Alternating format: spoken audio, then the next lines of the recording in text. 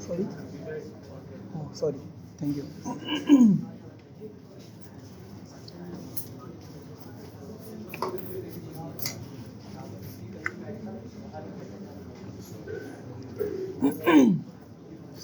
अस्सलाम वालेकुम, कैसे हैं सब? खैरियत से हैं? अच्छा भाई, माशाल्लाह स्ट्रेंथ आ चुकी है काफ़ी। आप लोग ये बताएं, लास्ट क्लास में बल्कि अभी रिसेंटली चल रहा था भाई, काफ़ी लोगों के एनाकोंडा और वीएस कोड की इंस्टॉलेशन कंप्लीट नहीं हुई है अभी तक।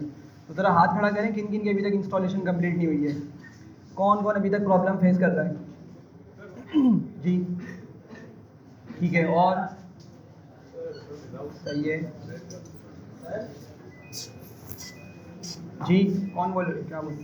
वीएस कोड तो डाउनलोड कर लिए, एनाकोंडा की चीज़ें एनाकोंडा डाउनलोड एनाकोंडा आपको आगे जो है ना हेल्पफुल होगा जब आप प्रोग्राम रन कर रहे होंगे।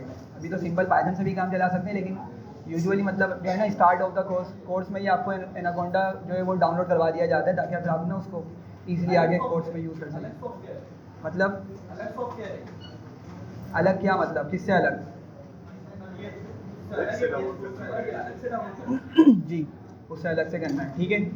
अच्छा, एक मरतबा हाथ खड़ा करके बताएं, ताकि मैं उसी लिहाज से क्लास को एंड करूँगा। अगर ज़्यादा स्टूडेंट्स हुए तो जल्दी क्लास एंड करूँगा, ताकि मुझे आइडिया हो जाए। और अगर गिने चुने तो फिर 10 मिनट भी काफ़ी होंगे आई थिंक। सही है, तो 15-20 मिनट्स पहले इंशाल्लाह मैं क्लास को एंड कर दूँगा फिर। और आप लोग सिस्टम लाएँ अपने, सिस्टम लाएँ सारे जिनको प्रॉब्लम आ रही है। मशीन लाएँ, मतलब अपना लैपटॉप वगैरह लेकर आए या नहीं लाए? तो फिर करूँगा कैसे मैं भाई, हेल्प कैसे करूँगा मैं? चलें खैर, स्टार्ट करते हैं। आज हम देखेंगे कॉन्कैटिनेशन। हिस्ट्री क्या आपका इंटरनेट आ रहा है? लॉगिन नहीं हो रहा यार। सेम प्रॉब्लम यहाँ भी है, सिस्टम जो हमने आदिल भाई यहाँ पे हैं? आदिल भाई, आदिल भाई बाहर है वो शायद। चलें अभी वो आते हैं, फिर मैं ज़रा, ठीक है, थोड़ी देर में दोबारा से रिमाइंड करा दीजिएगा। खैर, हम पढ़ते हैं कॉन्कैटिनेशन। फर्स्ट टॉपिक है हमारा कॉन्कैटिनेशन। ये सारा आज का जो है वो टारगेट है कंप्लीट करना हमारा, सही है। तो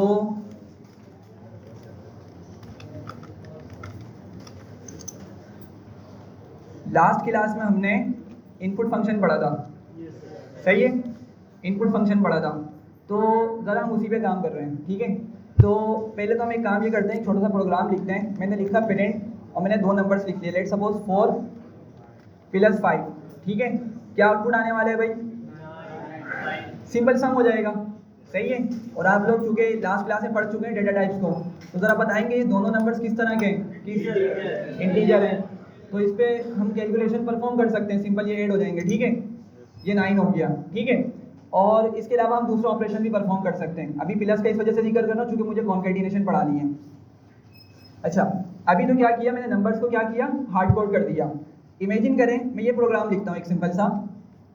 मैं यहाँ लिखता हूँ num1, और इसमें कोई नंबर स्टोर कर लेता हूँ, लेट्स सपोज 56, और एक num2 लिखता हूँ, इसमें 87 या समथिंग लाइक दैट, ठीक है। कुछ मैंने इसमें स्टोर कर दिया, और मैं बोलता हूँ प्रिंट num1 + num2। हाँ भाई, क्या होगा? सिंपली अभी भी ऐड हो जाएगा। ऊपर वाले तरीके से मैंने डायरेक्ट नंबर्स को ही ऐड करवा के शो कर दिया था। अब की मर्तबा क्या किया मैंने, अपने नंबर्स को वेरिएबल्स में सेव किया, ठीक है, और मैंने उनको सम करवा दिया। अच्छा, मैं num1 लिख रहा हूँ, num2 लिख रहा हूँ, आप लोग बताएं इनकी जगह कौन आएगा? num1 num2 की जगह कौन आएगा? हाँ, इनकी वैल्यूज आएंगी। जो हमने डेटा इन वेरिएबल्स में स्टोर किया हुआ होता है वो हमें मिलने वाला है, ठीक है। किसी के माइंड में ये कॉन्सेप्ट ना आए कि भाई num1 लिखा तो num1 इटसेल्फ आएगा, नहीं, ठीक है। मैं इसको किस तरह यूज़ कर रहा हूँ, वेरिएबल के तौर पे यूज़ कर रहा हूँ, ठीक है। एक मिस्टेक यहाँ देखिएगा स्टूडेंट्स क्या कर रहे होंगे कि वो ना num1 को या num2 को या किसी एक को या दोनों को इस तरह स्ट्रिंग बना के यूज़ कर रहे होंगे, तो ये काम नहीं करने वाला, ठीक है। ये काम आपका नहीं करने वाला, मतलब जिस तरह हम सोच रहे हैं ना हमें सम होके मिलने वाली वैल्यू, ठीक है। तो अगर मैं इसको एग्जीक्यूट करूँ जरा देख लें क्या हुआ, उसने num1 num2 को एक साइड कंबाइन करके दे दिया हमें, सही है। तो अगर आप किसी चीज़ को स्ट्रिंग बना देंगे वो चीज़ क्या हो जाती है, as it is hard code हो जाती है, फिर वो एज इट इज़ प्रिंट होने वाली है, ठीक है।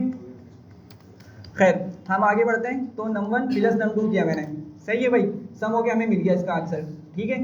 अच्छा, लास्ट क्लास में हमने इनपुट फंक्शन के बारे में पढ़ा था, ठीक है। तो इनपुट फंक्शन ज़रा बताएं किस वजह से यूज़ होता है। हाँ, यूज़र से अगर मुझे इनपुट लेना हो तो मैं क्या करूँगा, इनपुट फंक्शन का यूज़ करूँगा। अभी तो आप लोग देख रहे होंगे मैंने खुद से ही वैल्यू को 56 को num1 में स्टोर कर दिया था, सिमिलरली 86 को num2 में स्टोर कर दिया था। लेकिन अगर मैं चाह रहा हूँ कि यूज़र से मैं नंबर को इनपुट लूँ, ठीक है, तो उसके लिए फिर किसका यूज़ होगा, इनपुट फंक्शन का यूज़ होगा, ठीक है। तो मैं यहाँ पर कॉपी करता हूँ, नीचे आता हूँ और इनपुट फंक्शन किस तरह लिखते थे भाई, सबसे पहले क्या लिखेंगे, इनपुट और इस तरह के दो ब्रैकेट्स बना देंगे, सही है यहाँ तक, सही है। सॉरी, हाँ बता दूँगा, उस पर आ रहा हूँ ना। अच्छा बात समझिएगा कि इनपुट फंक्शन मैंने लिखा, इनपुट फंक्शन अगर मैंने इतना लिख दिया ना तो क्या होगा, ये इनपुट लेने के लिए कैपेबल है, मतलब क्या होगा अगर मैं इसको एग्जीक्यूट करूँगा ना तो क्या होगा, ये इनपुट ले लेगा। मैं आपको एग्जीक्यूट करके दिखाता हूँ, देखें ज़रा, मैंने इसको एग्जीक्यूट किया सेल को, तो क्या हुआ, आपको ऊपर सामने ऊपर एक पॉपअप दिख रहा होगा, ठीक है, जहाँ पे ऑल्दो मुझे कोई टेक्स्ट नहीं मिल रहा कि मुझे क्या चीज़ यहाँ पे एंटर करनी है, लेकिन इनपुट अभी भी मैं प्रोवाइड कर सकता हूँ, सही है। तो हमें करना क्या होता है, हम ना इन ब्रैकेट्स के अंदर कोई टेक्स्ट लिख के यूज़र को शो करवाते हैं कि भाई उसने क्या चीज़ प्रोवाइड करनी है, सही है। अगर मैंने सिंपल इनपुट फंक्शन का यूज़ कर लिया, ठीक है, अब जब उसको एग्जीक्यूट किया जाएगा तो आपके सामने इस तरह का एक बार दे देगा जिसमें यूज़र वैल्यू इनपुट करेगा, लेकिन उसको क्या पता भाई कि उसने नंबर इनपुट करना है, उसने स्ट्रिंग देना है या कोई और वैल्यू आपको प्रोवाइड करनी है, समझ रहे हैं मेरी बात को। तो हम हमेशा इन ब्रैकेट्स के अंदर कोई टेक्स्ट लिख देते हैं ताकि यूज़र को हेल्प हो सके कि उसने किस तरह का इनपुट देना है, समझ रहे हैं बात को। तो हम यहाँ पे लिख लेते हैं,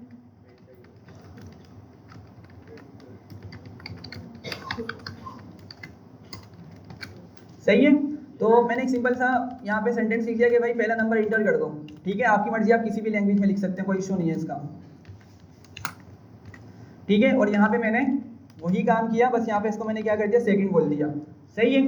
तो अब जब यूज़र नंबर इनपुट करेगा, ठीक है, तो उसको ये एक टेक्स्ट मिल रहा होगा, एग्जीक्यूट करके देखते हैं ज़रा, देखिए मैं सेल को रन करता हूँ, तो देखें अब हमें टेक्स्ट मिल रहा है यहाँ पे, प्लीज़ एंटर फर्स्ट नंबर, पहले हमें इस तरह का कुछ भी यहाँ पर नहीं मिल रहा था, सही है। तो लेट सपोज मैंने यहाँ पे लिखा 45, ठीक है, और अब क्या बोल रहा है, सेकंड नंबर भी बता दो, तो सेकंड नंबर हम यहाँ पे लिख लेते हैं सॉरी 74, ठीक है। अब हुआ क्या, जब यूज़र ने फर्स्ट नंबर प्रोवाइड किया तो वो कहाँ पर जाके सेव हो गया भाई, num1 के अंदर हो गया, सही है। तो हमने क्या किया, असल में यूज़र से इनपुट लेके वेरिएबल में हमने स्टोर करवा दिया, वेरिएबल में हमने सेव करवा दिया उस वैल्यू को, सही है, यहाँ तक समझ आ रही है। अच्छा अब अगर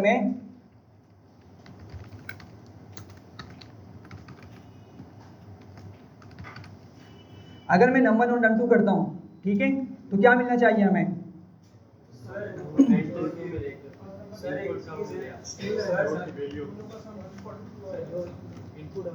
देखें दोबारा करते हैं, ठीक है, दोबारा से एग्जीक्यूट करते हैं। लेट सपोज पहले मैं लिखता हूँ 10, सही है, और सेकंड नंबर लिखता हूँ 20, ठीक है। तो ज़रा बताएं क्या आंसर आना चाहिए, 30, टेक्निकली क्या आना चाहिए। सर आपने एक चीज़ बताई थी कि अगर पाइथन के अंदर जो इनपुट लिया था वो स्ट्रिंग देता है, हाँ, तो वो टाइप कास्ट करके आपने फिर बताया था, तो ये इसके बाद कॉन्कैटिनेट भी कर देगा अगर हम, तो हाँ वही करेगा, बिल्कुल वही करेगा, मैं यही पॉइंट पर लेकर आ रहा हूँ कि देखें हमें पता है ना भाई, हमने 10 इनपुट किया, 20 इनपुट किया और मैं उनको सम करवा रहा हूँ, सही है। तो 10 + 20 क्या हो जाएगा भाई, 30 होना चाहिए टेक्निकली, सिंपल क्या होना चाहिए, ठीक है, प्रोग्रामिंग के लिहाज से नहीं बोल रहा भाई मैं, अभी सिंपल मैथमेटिक्स के हिसाब से क्या होना चाहिए, 30 होना चाहिए, सही है। लेकिन बात याद रखिएगा, अगर मैं इस पे इस तरह का ऑपरेशन परफॉर्म करता हूँ num1 + num2 करके, सही है, तो ज़रा देखिएगा क्या मिलने वाला है, एग्जीक्यूट किया, क्या आ गया भाई 1020 या 1020, ठीक है। अब ऐसा क्यों हो रहा है, हाँ यहाँ पे क्या हो रहा है, यहाँ पे एक कॉन्सेप्ट आता है कॉन्केटिनेशन कहलाती है, ठीक है। वो कॉन्केटिनेशन का मतलब क्या होता है कि भाई अगर आप स्ट्रिंग्स को ऐड करने की कोशिश करेंगे, अगर आप स्ट्रिंग्स को ऐड करने की या उनको सम करने की कोशिश करेंगे प्लस ऑपरेटर की मदद से, तो स्ट्रिंग्स क्या होती हैं, कंबाइन हो जाती है, एक साथ मर्ज होकर हमें मिल जाती है। समझ पा रहे हैं मेरी बात को, ठीक है। उन पे एक्चुअल जो समीशन ऑपरेशन है ना, जो एडिशन ऑपरेशन है, वो परफॉर्म नहीं हो सकता, ठीक है। अब आप बोलेंगे भाई मैंने तो नंबर प्रोवाइड किया है, मैंने तो 10 प्रोवाइड किया था और num2 में क्या प्रोवाइड किया था, 20 प्रोवाइड किया था, मैं नंबर दे रहा हूँ, मैं नंबर प्रोवाइड कर रहा हूँ और ये स्ट्रिंग किस तरह बन रहा है, ठीक है। जब ये बात समझ आ रही है मैं क्या बोल रहा हूँ कि भाई मैं नंबर प्रोवाइड कर रहा हूँ, तो वो मतलब नंबर स्ट्रिंग किस तरह से बन रहा है जो उसमें कॉन्केटिनेशन हो रही है, ठीक है। तो हमने एक फंक्शन पढ़ा था, ठीक है, टाइप फंक्शन पढ़ा था, ठीक है। टाइप फंक्शन क्या करता था भाई, टाइप क्या करता था, टाइप फंक्शन आपकी टाइप नहीं चेंज करता था, आपको बताता था भाई कि आपका वेरिएबल किस डेटा टाइप का है, टाइप कास्ट नहीं करता, टाइप फंक्शन टाइप कन्वर्जन या टाइप कास्ट नहीं करता, वो आपको जस्ट ये बताता है कि भाई आपका जो वेरिएबल है ना, लेट सपोज num1 है और num2 है, उसमें किस तरह का डेटा स्टोर हुआ हुआ है, वो आपको ये बताता है, सही है। तो जरा देखिएगा, मैं यहाँ पे num1 लिखता हूँ,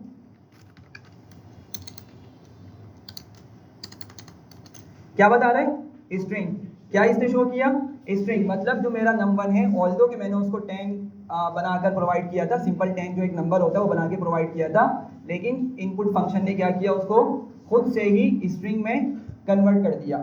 मेरी बात समझ पा रहे हैं, तो क्या हुआ, मेरा num1 भी स्ट्रिंग बन गया और num2 भी क्या हो गया, स्ट्रिंग बन गया, ठीक है। अब जब दो स्ट्रिंग पर हम प्लस ऑपरेटर का यूज करेंगे तो क्या होता है भाई, कॉन्केटिनेशन हो जाती है, ठीक है। जरा यहाँ पे देखें, अगर मैं यहाँ पे एक सिंपल सा स्ट्रिंग लिखता हूँ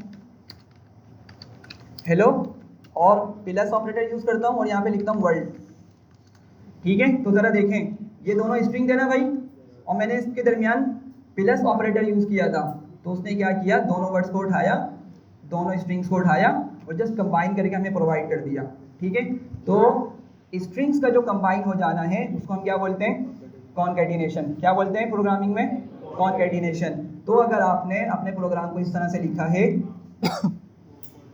सॉरी, अगर आपने प्रोग्राम को इस तरह से लिखा है तो आपके पास क्या होने वाली है भाई, कॉन्केटिनेशन होने वाली है, ना कि एडिशन, सही है। तो इसका सोल्यूशन क्या है भाई, क्या करना पड़ेगा हमें जी, अब हम यहाँ पे इसकी टाइप चेंज करेंगे, ठीक है। क्या करने वाले हैं, अब इसकी टाइप चेंज करेंगे, सही है। तो पिछले लेक्चर में चलते हैं, मैंने आपको कुछ फंक्शंस दिखाए थे। अच्छा भाई, यहाँ देख रहे हैं आप लोग, क्या आपके पास ये कुछ फंक्शन से जो क्या करते हैं, आपकी डेटा की टाइप को चेंज कर देते हैं, ठीक है, आपकी डेटा की टाइप को चेंज कर देते हैं, सही है। अब अगर मुझे इंटीजर में जाना है, ठीक है, तो क्या करूँ, कौन सा फंक्शन यूज करूंगा, इंटीजर। फ्लोट में जाना है, फ्लोट कर लूंगा, सही है। मेरी बात समझ रहे हैं, ठीक है। इंटीजर क्या होता था वैसे, सिंपल से मुराद, हाँ, जिसमें पॉइंट ना हो, ऐसा नंबर जो पॉइंट के बगैर हो, ठीक है। 31, 35, 39, कोई भी नंबर, ठीक है, भले 121 कुछ भी, ठीक है, कितने ही डिजिट्स हो उसके अंदर, बस पॉइंट ना हो, ठीक है। क्या इंटीजर मेरा नेगेटिव हो सकता है, हाँ भाई, नेगेटिव हो सकता है मेरा इंटीजर, जी भाई, हो सकता है। देखें, डेफिनेशन याद रखें, आपको सब कुछ क्लियर हो जाएगा। क्या कहा था इंटीजर को हमने, पॉइंट नहीं होगा नंबर में, कोई भी नंबर जिसमें पॉइंट ना हो वो क्या है भाई, इंटीजर है। अब भले वो पॉजिटिव हो या नेगेटिव हो, इंटीजर फिर भी है वो। देखें यहाँ पे, अगर मैं टाइप का फंक्शन लिखता हूँ यहाँ पर और यहाँ पे मैं लिखता हूँ -45 या कोई भी नंबर, क्या बता रहा है अभी भी, इंटीजर ना, सही है। तो नेगेटिव पॉजिटिव से कोई रिलेशन नहीं है इसका इंटीजर और फ्लोट का, सही है। जो असल चीज डिफ्रेंशिएशन करती है वो कौन सी है, पॉइंट है। अगर पॉइंट है तो फ्लोट है, पॉइंट नहीं है तो क्या है, वो इंटीजर है, सही है। पॉजिटिव नेगेटिव हो सकता है, बिल्कुल। खैर, हम आगे बढ़ते हैं। तो यहाँ पे क्या करूँगा भाई, मैं इसको इंटीजर में भी टाइप कास्ट कर सकता हूँ और फ्लोट में भी इसको टाइप कास्ट कर सकता हूँ, समझ रहे हैं बात को। तो अब मेरे पास दो ऑप्शन है, दो ऑप्शन क्या है कि भाई जिस टाइम पे मैं यूजर से इनपुट ले रहा हूँ वहीं पे मैं उसको क्या कर दूँ, उसकी टाइप को चेंज कर दूँ, सही है, बात समझ रहे हैं? Yes sir. और दूसरा ऑप्शन ये हो सकता है कि भाई मैं num1 सॉरी num1 और num2 जब इनको ऐड करने लगूं उस टाइम पे इनको ऐड कर दूं, इनको टाइप कास्ट कर दूं। समझ रहे हैं बात को? दोनों वेरिएशन देखते हैं हम जल्दी से। तो इसी चीज़ को मैं यहाँ पे कॉपी करता हूँ, नीचे आता हूँ। तो एक तो तरीका ये हो सकता है भाई मैं यहीं पे क्या करूँ, इंटीजर बना दूँ इसको, यहाँ पे भी क्या करूँ, इनको इंटीजर बना दूँ। सही है, तो क्या होगा, जैसे ही यूज़र इनपुट देगा, इनपुट फंक्शन की मदद से याद रखिएगा जो आपका नंबर इनपुट आने वाला है वो किस तरह का होगा भाई, स्ट्रिंग होगा। किस तरह का होगा वो नंबर, स्ट्रिंग होगा। भले ही आप उसमें कोई फ्लोट प्रोवाइड करें या कोई इंटीजर प्रोवाइड करें। मेरी बात समझ रहे हैं जी भाई? नहीं आ रही समझ? मैं बोल रहा हूं कि आप कोई भी नंबर प्रोवाइड करें, भले ही वो इंटीजर हो या फ्लोट हो, इनपुट फंक्शन की मदद से अगर आप उसको इनपुट ले रहे हैं तो भाई क्या हो जाएगा, वो स्ट्रिंग बन जाएगा। सही है, तो इमेजिन करिएगा जब आपका ये वाला पार्ट एग्जीक्यूट होगा और यूजर ने यहाँ पे 10 इनपुट किया, तो 10 एक्चुअली 10 नहीं है, किस तरह से आ रहा होगा, सिंगल या डबल कोट में आ रहा होगा, स्ट्रिंग बन के आ रहा होगा, सिंपल वर्ड्स में। ठीक है, तो इंटीजर फंक्शन क्या करेगा, उस अंदर वाले नंबर को फौरन ही या हाथ के हाथ ही क्या कर देगा, उसको भाई इंटीजर में टाइप कास्ट कर देगा, इंटीजर में उसको कन्वर्ट कर देगा। सही है, आप चाहे तो फ्लोट भी यूज कर सकते हैं डिपेंडिंग ऑन द रिक्वायरमेंट कि आपकी रिक्वायरमेंट क्या है। सही है, बात समझ रहे हैं? अगर आपकी कोई कैलकुलेशन है जिसके अंदर आपको फ्लोट से डील करना है, फ्लोटिंग नंबर से डील करना है, पॉइंट वाले नंबर से डील करना है, सही है, तो आप फिर फ्लोट में कन्वर्ट कर लेंगे। सॉरी, दोनों मतलब हाँ दोनों भी हो सकते हैं, बिल्कुल ऐसा भी हो सकता है कि भाई एक इंटीजर है और दूसरा फ्लोट बना दें।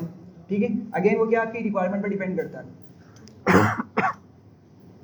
सही है, खैर अभी हमने इसको इंटीजर में टाइप कास्ट कर दिया, तो मुझे num1 और num2 को यहाँ पर टाइप कास्ट करने की ज़रूरत नहीं होगी। एग्जीक्यूट करते हैं जरा जल्दी से, और देखें मैंने 10 लिखा, ठीक है, और 20 लिखा, तो क्या हुआ भाई, अब एक्चुअल वाला आंसर आ गया जो कि 30 आना चाहिए था पहले भी। सही है, बात समझ रहे हैं? तो कॉन्केटिनेशन समझ आ गई। ठीक है, एक और हमने कहा था 2 वेरिएशन हो सकती हैं। तो लेट सपोज कि मेरे पास वही प्रोग्राम है, मैं यहाँ पर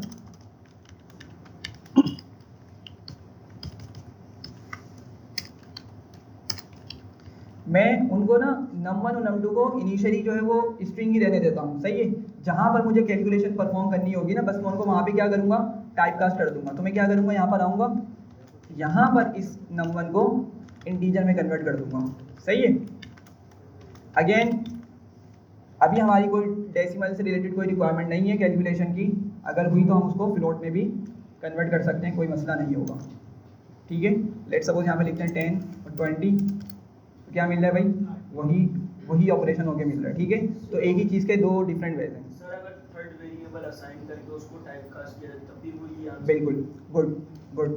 एक और चीज़ भी हो सकती है भाई, ज़रा देखिएगा कि लेट सपोज कि मैं यहाँ पे क्या करता हूँ, मैंने num1 num2 को लिया और उनको हाथ के हाथ ही क्या किया, टाइप कास्ट कर दिया। सही है, अब ये बोल रहे हैं कि अगर मैं किसी थर्ड वेरिएबल में इनका सम स्टोर कर दूँ पहले, मतलब पहले मैं 2 नंबर्स को जो मुझे मिल रहे हैं यूज़र से उनको सम करूँ, सम करके जो आंसर आएगा उसको मैं किसी वेरिएबल में स्टोर कर दूँ।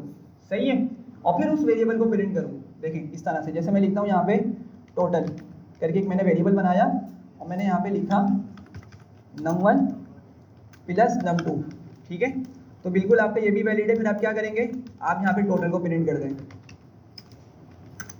सही है भाई, एक ही बात है, समझ रहे हैं बात को? वैसे हम इसी तरीके से यूजुअली कर रहे होते हैं कि हमारा जो भी ऑपरेशन होता है ना, उसको हम किसी वेरिएबल में सेव कर रहे होते हैं। अगर हमने कोई नंबर मल्टीप्लाई करवाए, कोई डिवाइड करवाए, कोई चीज़ प्लस करवाई, XYZ ऑपरेशन परफॉर्म करके, हम उसका जो आंसर होता है किसी वेरिएबल में सेव लाजमी कर रहे होते हैं, क्योंकि हमें ना वो वेरिएबल बाद में कहीं जाके यूज़ करना होता है। ठीक है, तो यही गुड प्रैक्टिस होती है। लेकिन जी सर, ये अगर आपने अभी ऐसा किया कि इंटीजर जो है असाइन के बाद लिखा, असाइन अगर ऐसा करेंगे नंबर के आगे कॉलन लगा के इंटीजर लिखते हैं तो कैसा रहेगा? डेटा टाइप उसको इंटीजर असाइन करते हैं। हाँ ठीक है, वो भी सही है। ठीक है, तो उस तरीके से भी हो सकता है, पढ़ेंगे। ये जो बात कर रहे हैं ना, इसको हम बाद में पढ़ेंगे ऑब्जेक्ट ओरिएंटेड के टाइम पे। अभी सिंपल चीज़ें पहले कवर कर रहा हूँ, उसको समझें। सही है, अच्छा भाई इसको मैं यहाँ पे एग्जीक्यूट करता हूँ, तो वही लिखता हूँ मैं दोबारा से 10 20, क्या मिल रहा है, 30 मिल रहा है। ठीक है, और अगर अगेन इसकी एक और वेरिएशन हो सकती है कि भाई आप ना इंटीजर को यहाँ पे कन्वर्ट नहीं कर रहे, आप यहाँ पे टाइप कास्ट नहीं कर रहे इंटीजर में,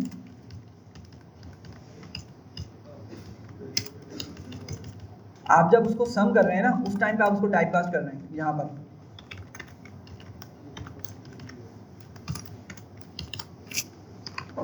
सही है, तो ये भी काम करेगा। बात समझ रहे हैं? तो अगेन आपकी रिक्वायरमेंट हो सकती है कुछ भी, देखेंगे अभी हम आगे जाकर कि भाई हम यहाँ पे क्यों नहीं कन्वर्ट कर रहे हैं, यहाँ पे क्यों हम टाइप कास्ट नहीं कर रहे, यहाँ पे क्यों कर रहे हैं, या हम यहाँ पे क्यों टाइप कास्ट कर रहे हैं, नीचे क्यों नहीं कर रहे। तो अगेन ये सारा डिपेंड करता है कि आपने किस तरह से अपने वेरिएबल्स को लेके आगे मूव ऑन करना है। सही है, बस फिलहाल ये समझें कि भाई अगर हम स्ट्रिंग पर प्लस ऑपरेटर यूज़ करेंगे तो वो क्या होते हैं, कॉनकैटिनेट होते हैं। ठीक है, और कॉनकैटिनेट का सिंपल मतलब क्या है कि भाई स्ट्रिंग्स का मर्ज होकर या कंबाइन होकर आ जाना। ठीक है, स्ट्रिंग्स का मर्ज होकर या कंबाइन होकर आ जाना। ठीक है, प्लस ऑपरेटर अगर हम यूज़ कर रहे हैं तो इसमें कोई मसला है? चलूँ आगे। अच्छा, अब हमें देखनी है एफ स्ट्रिंग।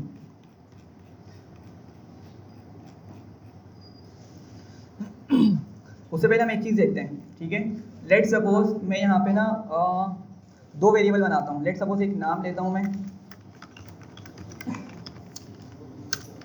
और एक मैं एज लेता हूँ।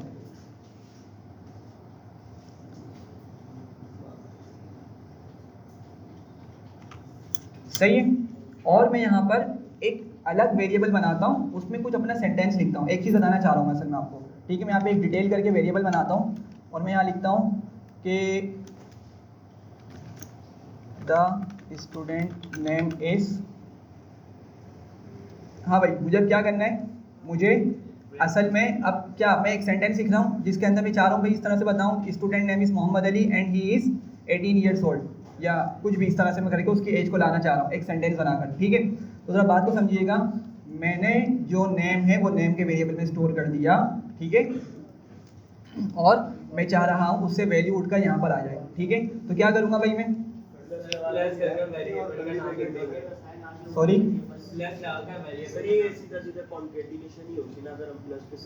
बिल्कुल क्या करेंगे, कर्ली ब्रैकेट्स। आप जावा स्क्रिप्ट का सेंटेंस बता रहे हैं। अच्छा भाई देखें ज़रा यहाँ पे, उस पर चलते हैं जो ये बात कर रहे हैं। खैर अब यहाँ देखिएगा, हाँ प्लस करूँगा मैं। ठीक है, अब ज़रा समझिएगा मुझे क्या करना है, मुझे दो स्ट्रिंग्स को ज्वाइन करना है, कंबाइन करना है। मेरी बात समझ रहे हैं? एक तो मैंने कुछ अपना सेंटेंस लिख दिया ऑलरेडी यहाँ पर, द स्टूडेंट नेम इज, और मैंने क्या किया उस पर एक स्पेस दे दी। सॉरी, अब मैं क्या चाह रहा हूँ कि मैं ऊपर जो मेरा स्ट्रिंग स्टोर हुआ है ना, उसको मैं क्या करूँ, इसके आगे कंबाइन करूँ या ज्वाइन कर दूँ। तो मैंने क्या किया, प्लस का सिंबल यूज़ किया, और क्या लिखूँगा आगे भाई, सिर्फ नेम या सिंगल या डबल कॉलन में लिखूँगा नेम को, सिर्फ नेम लिखूँगा। ठीक है, ताकि डायनेमिकली अपने अंदर से वो वैल्यू लेकर आओ ऊपर जो उसमें स्टोर हुई भी है। ठीक है, नेम लिखा। अच्छा, फिर क्या करूँगा, दोबारा से प्लस यूज़ करूँगा। ठीक है, अच्छा अभी तक सेंटेंस हमारा क्या हो चुका है भाई, the student name is Mohammad Ali. ठीक है, अब आगे मुझे क्या लिखना है, and he is 18 years old for example. ठीक है, तो अब मैं क्या करूँगा, दोबारा से अपना ये इस तरह का सिंगल कोड या डबल कोड में स्ट्रिंग बना के दोबारा लिखूँगा। लेट्स वो सिंगल कोड यूज़ करता हूँ और मैं यहाँ पे लिखता हूँ एंड ही इज़। ठीक है, अब मुझे दोबारा क्या करना है, एज लेकर आनी है। क्या लेकर आनी है भाई, एज लेकर आनी है। ठीक है, तो अब मैं क्या करूँगा, एज तो मेरे पास एज के वेरिएबल में स्टोर हुई है।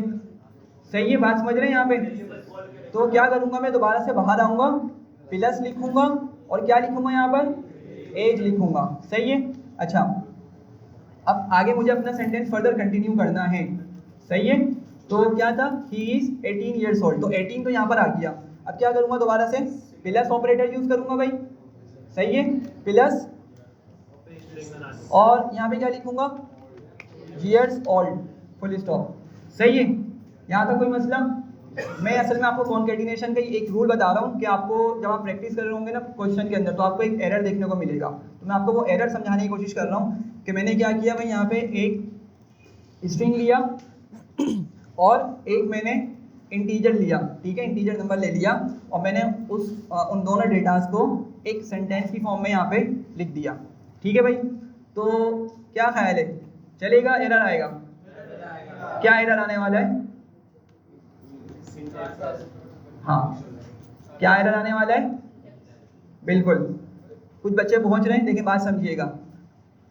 नेम जो है वो किस तरह का डेटा टाइप है, नेम के अंदर जो डेटा स्टोर होगा किस तरह का डेटा है, स्ट्रिंग है।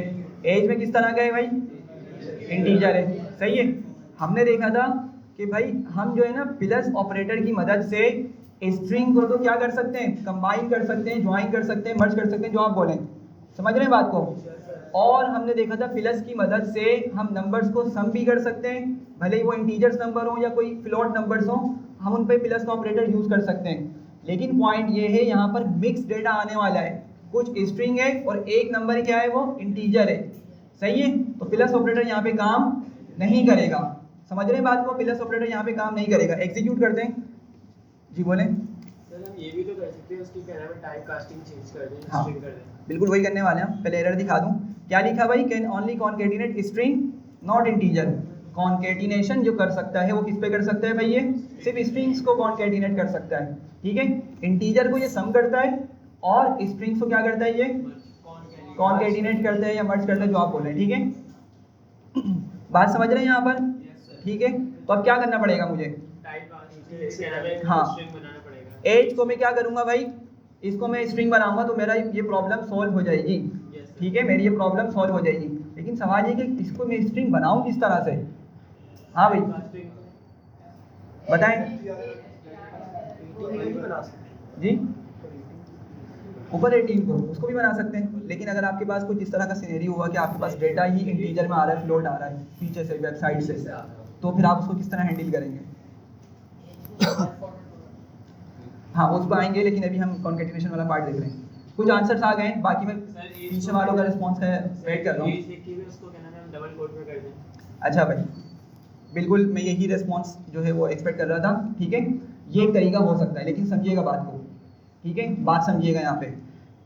अगर मैं इसको सिंगल या डबल कोट में डाल देता हूँ, ठीक है, एरर आएगा या नहीं आएगा, नहीं आएगा। लेकिन क्या एज मिलेगी मुझे, नहीं मिलेगी भाई। अब तो क्या होने वाला है, एज एज इट इज आ जाएगी, ठीक है। देखें जरा, नंबर वाली एज को बोलना था, जो ने दिया है ना 18, हाँ उसको डबल या सिंगल कोट। हाँ वो तो आपकी बात सही है, ठीक है। मतलब इससे वो ना हो, मतलब ये जो है ना कन्फ्यूजन होती है। तो आपने अच्छा क्वेश्चन जो है ना मैं आपको बताया है, अच्छा पॉइंट बताया है कि कुछ स्टूडेंट्स ना लाजमी ये सोच रहे होंगे, ठीक है, कुछ स्टूडेंट्स के माइंड में लाजमी ये चीज़ आ रही होगी कि भाई उसको एज को स्ट्रिंग बनाना है ना, यही मसला था ना हमारा, यही मसला था ना। तो कुछ स्टूडेंट्स के माइंड में लाजमी आ रहा होगा कि भाई इसको सिंगल या डबल कोट में डाल दो, ऑल दो कि वो बोल नहीं रहे, वो अलग बात है, ठीक है, लेकिन उनके माइंड में ये चीज़ लाजमी आ रही होगी। तो अगर मैं इसको इस तरह से लिख देता हूँ, ज़रा समझिएगा, देखें ज़रा यहाँ पे एज एज इट इज आ रहा है, ठीक है, एज का जो वर्ड है वो एज इट इज आ रहा है, ठीक है, जो हमें रिक्वायर्ड नहीं है। मुझे तो क्या करना है, इससे डायनेमिक डेटा उठा के लेकर आना है, ठीक है। तो उसका तरीका क्या होता है यहाँ पे कि भाई हम इसको टाइप कास्ट फंक्शन की मदद से ही यहाँ पे इसको कन्वर्ट करेंगे। तो क्या करूँगा भाई, मैं इनको ब्रैकेट बंद करके यहाँ पे लिख दूंगा स्ट्रिंग को, समझ रहे हैं बात, क्या हो गया। अच्छा भाई, तो क्या होगा, अब जो मेरा सेंटेंस है वो प्रॉपर यहाँ पर आ जाएगा। देखें 18 आ गया, ये क्लियर हो रहा है, ठीक है। तो लास्ट क्लास में एक क्वेश्चन आया था कि भाई हम फ्लोट में कन्वर्ट कर रहे हैं, ठीक है, कुछ इस तरह क्वेश्चन था कि हम नंबर को फ्लोट में कन्वर्ट कर रहे हैं और जब हम जाके ओरिजिनल वेरिएबल को चेक करते हैं तो वो तो कन्वर्ट ही नहीं हुआ होता।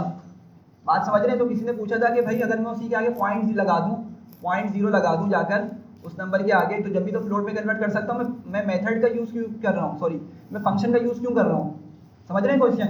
लास्ट क्लास में क्वेश्चन आया था, मैं दिखा भी देता हूँ जल्दी से।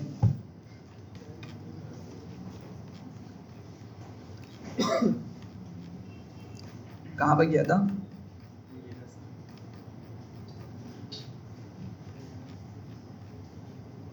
हाँ ये रहा, ठीक है। जरा देखिएगा, नंबर में हमने क्या स्टोर किया था भाई, 123 स्टोर किया था। हमने क्या किया, पहले उसकी टाइप चेक करी, तो टाइप तो हमें ऑफ कोर्स इंटीजर मिलेगी क्योंकि अभी तक उस पर कोई ऑपरेशन ही नहीं हुआ। फिर हमने उसको क्या किया था, फ्लोट में कन्वर्ट कर दिया था नंबर को। तो फिर हमने उसकी टाइप चेक करी हाथ के हाथ, तो मालूम हुआ कि भाई उसकी टाइप क्या हो चुकी है, फ्लोट हो चुकी है। लेकिन जब मैंने जाके नम जो ओरिजिनल वेरिएबल था, जब उसकी दोबारा से टाइप चेक करी तो मुझे क्या मिला, इंटीजर, ठीक है। तो मैंने कहा था भाई अगर आप उस ओरिजिनल वाले को फ्लोट बनाना चाह रहे हैं तो आपको क्या करना पड़ेगा, ओवरराइट करना पड़ेगा। क्या करना पड़ेगा, ओवरराइट करना पड़ेगा। तो उसके लिए हम ये वाला सिंटेक्स लिखेंगे कुछ इस तरह करके। तो यहाँ पे क्वेश्चन आया था भाई मैं इसको फ्लोट 123 क्यों लिख रहा हूँ, मैं इसको 123.0 क्यों नहीं लिख सकता, ठीक है, यही कुछ क्वेश्चन था, सही है। तो देखिए बात ये है कि जब तक कि आपको नंबर मालूम है ना, जब तक तो आप अपनी मर्जी से जुगाड़े लगा सकते हैं, ठीक है।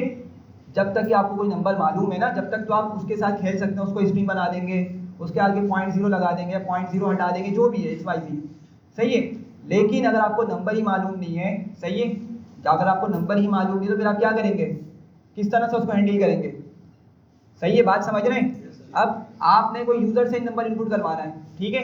अब आप मुझे बता दें कि उसको किस तरह से इंटीजर बनाएंगे बगैर फंक्शन यूज़ किए, बगैर फंक्शन यूज़ किए, बगैर इंटीजर या फ्लोट के यूज़ किए, आप किस तरह उसको इंटीजर बनाएंगे, बना के दिखा दें। क्वेश्चन समझे दोबारा। मैं बोल रहा हूँ भाई ये नंबर मैंने लिखा था यहाँ पर, नंबर लिखा था मैंने यहाँ पे इंटीजर का फंक्शन क्यों यूज़ किया, टाइप कास्ट करने के लिए ना। क्या बगैर फंक्शन के मैं उसको टाइप कास्ट कर सकता था इंटीजर या फ्लोट के अंदर? नहीं कर सकता ना। क्यों नहीं कर सकता? क्योंकि भाई हमें नंबर ही नहीं मालूम। जो यूजर नंबर देने वाला है हम सिर्फ गेस कर सकते हैं, हम उसको क्या कर सकते हैं, सिर्फ गेस कर सकते हैं, एक्चुअल में उसको नहीं प्रेडिक्ट कर सकते वो कौन सा नंबर होगा। जब हमें नंबर ही मालूम नहीं है तो हम किस तरह से जुगाड़ लगा के यहाँ पे उसको फ्लोट में या किसी और टाइप में कन्वर्ट करेंगे। बात समझ रहे हैं मेरी? तो लास्ट क्लास में क्वेश्चन शायद सही से समझ ना आया हो, लेकिन आपको अभी थोड़ा क्लियर हो रहा होगा कि भाई ये फंक्शन किसी यूजलेस पर्पज से नहीं बनाए गए, इनका पर्पज है और ये आपके लिए डायनेमिकली काम करते हैं, जिस तरह हमने यहाँ पे स्ट्रिंग वाले फंक्शन को देखा। सही है, समझ रहे हैं बात को? अच्छा भाई, अब दूसरी चीज़ में आप यहाँ पे देखते हैं कि यहाँ पर कहीं पे हमें स्पेस प्रॉपर मिल रही है, कहीं पे नहीं मिल रही, ठीक है। देखें अली के बाद एंड फौरन आ गया, इज 18 ईयर्स, सब कुछ मर्ज हो गया आ रहा है। क्यों हो रहा है ऐसा? हाँ, हमने क्या है ऊपर, हमने ऊपर स्पेस नहीं दी। समझ रहे हैं भाई? यहाँ पे देखें ज़रा, मैंने यहाँ पे इसके बाद एक स्पेस दी थी, सही है। तो क्या हुआ, इसके बाद मुझे स्पेस मिल गई। अच्छा, फिर प्लस का ऑपरेटर और आगे नेम आया, तो नेम में इटसेल्फ क्या लिखा हुआ था, मोहम्मद अली था, तो वो चीज़ तो एज इट इज़ आ गई, सही है। अब ज़रा इमेजिन करिएगा, प्लस ऑपरेटर भी चला मेरा और आगे उसको मिला एक और स्ट्रिंग, तो क्या करेगा, इसको भी ये मर्ज करेगा। लेकिन जैसे ही उसको मर्ज करने की कोशिश करेगा तो उसको पता चलेगा भाई यहाँ पर तो स्पेस ही मौजूद नहीं है, यहाँ पर तो स्पेस ही मौजूद नहीं है। तो फिर क्या करेगा वो उसको एज इट इज ऐसे ही प्रिंट कर, ऐसे ही हमें शो करके दे देगा। एंड को, अली और एंड को क्या कर रहा है, एक साथ देके हमें प्रोवाइड कर रहा है। अब इसके दो तरीके हो सकते हैं, या तो आप इसको यहाँ पे स्पेस दे दें, ठीक है, ये जब भी काम करेगा, वरना एक तरीका और होता है कि हाँ, एक तरीका और होता है जो कि थोड़ा सा डिफिकल्ट होता है बिगिनर्स के लिए। आप क्या करेंगे, यहाँ पर ना इस तरह से करके एक स्पेस दे देंगे, प्लस, देखें दोबारा बताता हूँ,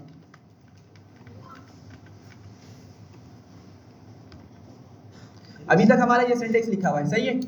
हम पुराने वाले पर आ गए, अभी तक हमारा ये वाला पार्ट लिखा हुआ है, ये सिंटेक्स लिखा हुआ है, सही है। तो ज़रा देखिएगा, नेम का मतलब क्या, मोहम्मद अली, अली तक चीज़ प्रिंट हो गई हमारी, अली तक हमारा जो स्ट्रिंग हो प्रिंट हो चुका है, सही है। अब प्लस के बाद क्या होगा, दोबारा से कॉन्केटिनेशन होने वाली है, सही है। लेकिन जैसे ही कॉन्केटिनेशन के लिए जाएगा उसको स्पेस ही नहीं मिलेगी, एंड मिलेगा, वो डायरेक्ट क्या करेगा, उसको मर्ज कर देगा, कंबाइन कर देगा, सही है। अब मैं चाह रहा हूँ कि स्पेस दूँ, तो पता है क्या करूँगा मैं, मुझे इस मोहम्मद अली के बाद स्पेस चाहिए ना, मोहम्मद अली के बाद स्पेस चाहिए, मतलब मुझे जो मैंने नेम का वेरिएबल लिखा हुआ उसके बाद स्पेस चाहिए। पहुंच रहे हैं सब, समझ पा रहे हैं मैं क्या बोल रहा हूँ? तो मैं क्या करूँगा, इस प्लस के बाद आऊँगा और यहाँ पे सिंगल या डबल कोट बना के उसमें एक स्पेस दे दूंगा, सही है। मतलब मैंने स्पेस को भी क्या किया भाई, एक स्ट्रिंग बना दिया, स्पेस को भी क्या किया, एक स्ट्रिंग बना दिया। लेकिन अगेन इमेजिन करिएगा, ये एक स्ट्रिंग है और ये आगे भी एक स्ट्रिंग है, और मैं इनको कंबाइन करने के लिए कोई ऑपरेटर यूज़ नहीं कर रहा, तो मुझे यहाँ पे एरर मिल जाएगा, सही है। तो मुझे यहाँ पे भी क्या करना पड़ेगा, प्लस ऑपरेटर का यूज़ करना पड़ेगा। समझ रहे हैं बात को?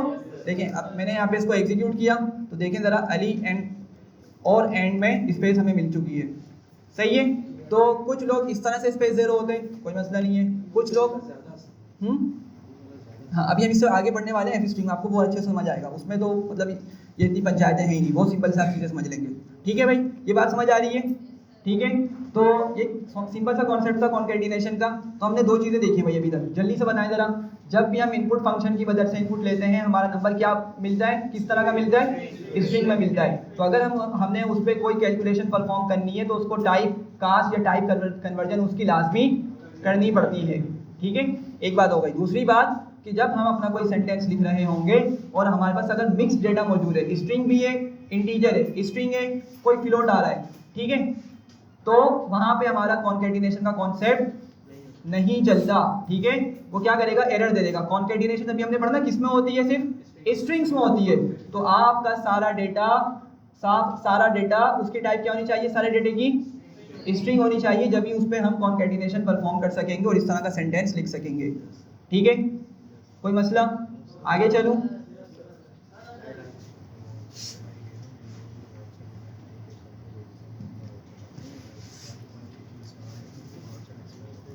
ठीक है,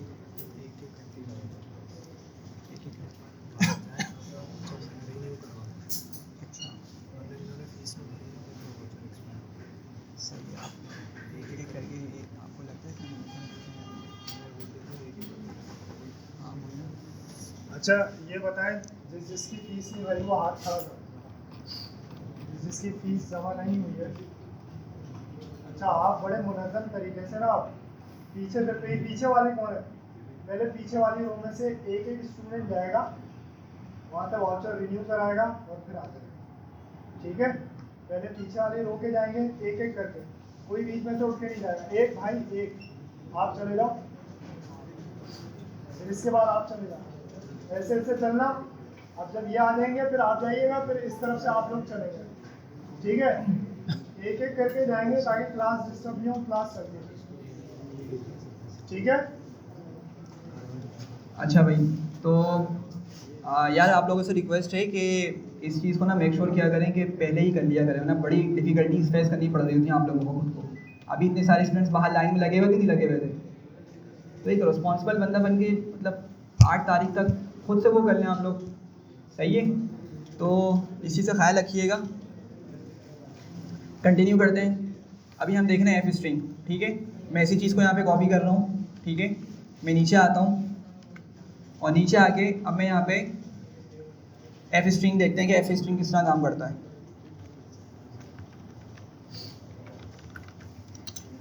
अच्छा ज़रा देखिएगा यहाँ पर, अटेंशन, यहाँ पे सब यहाँ पे फोकस करें।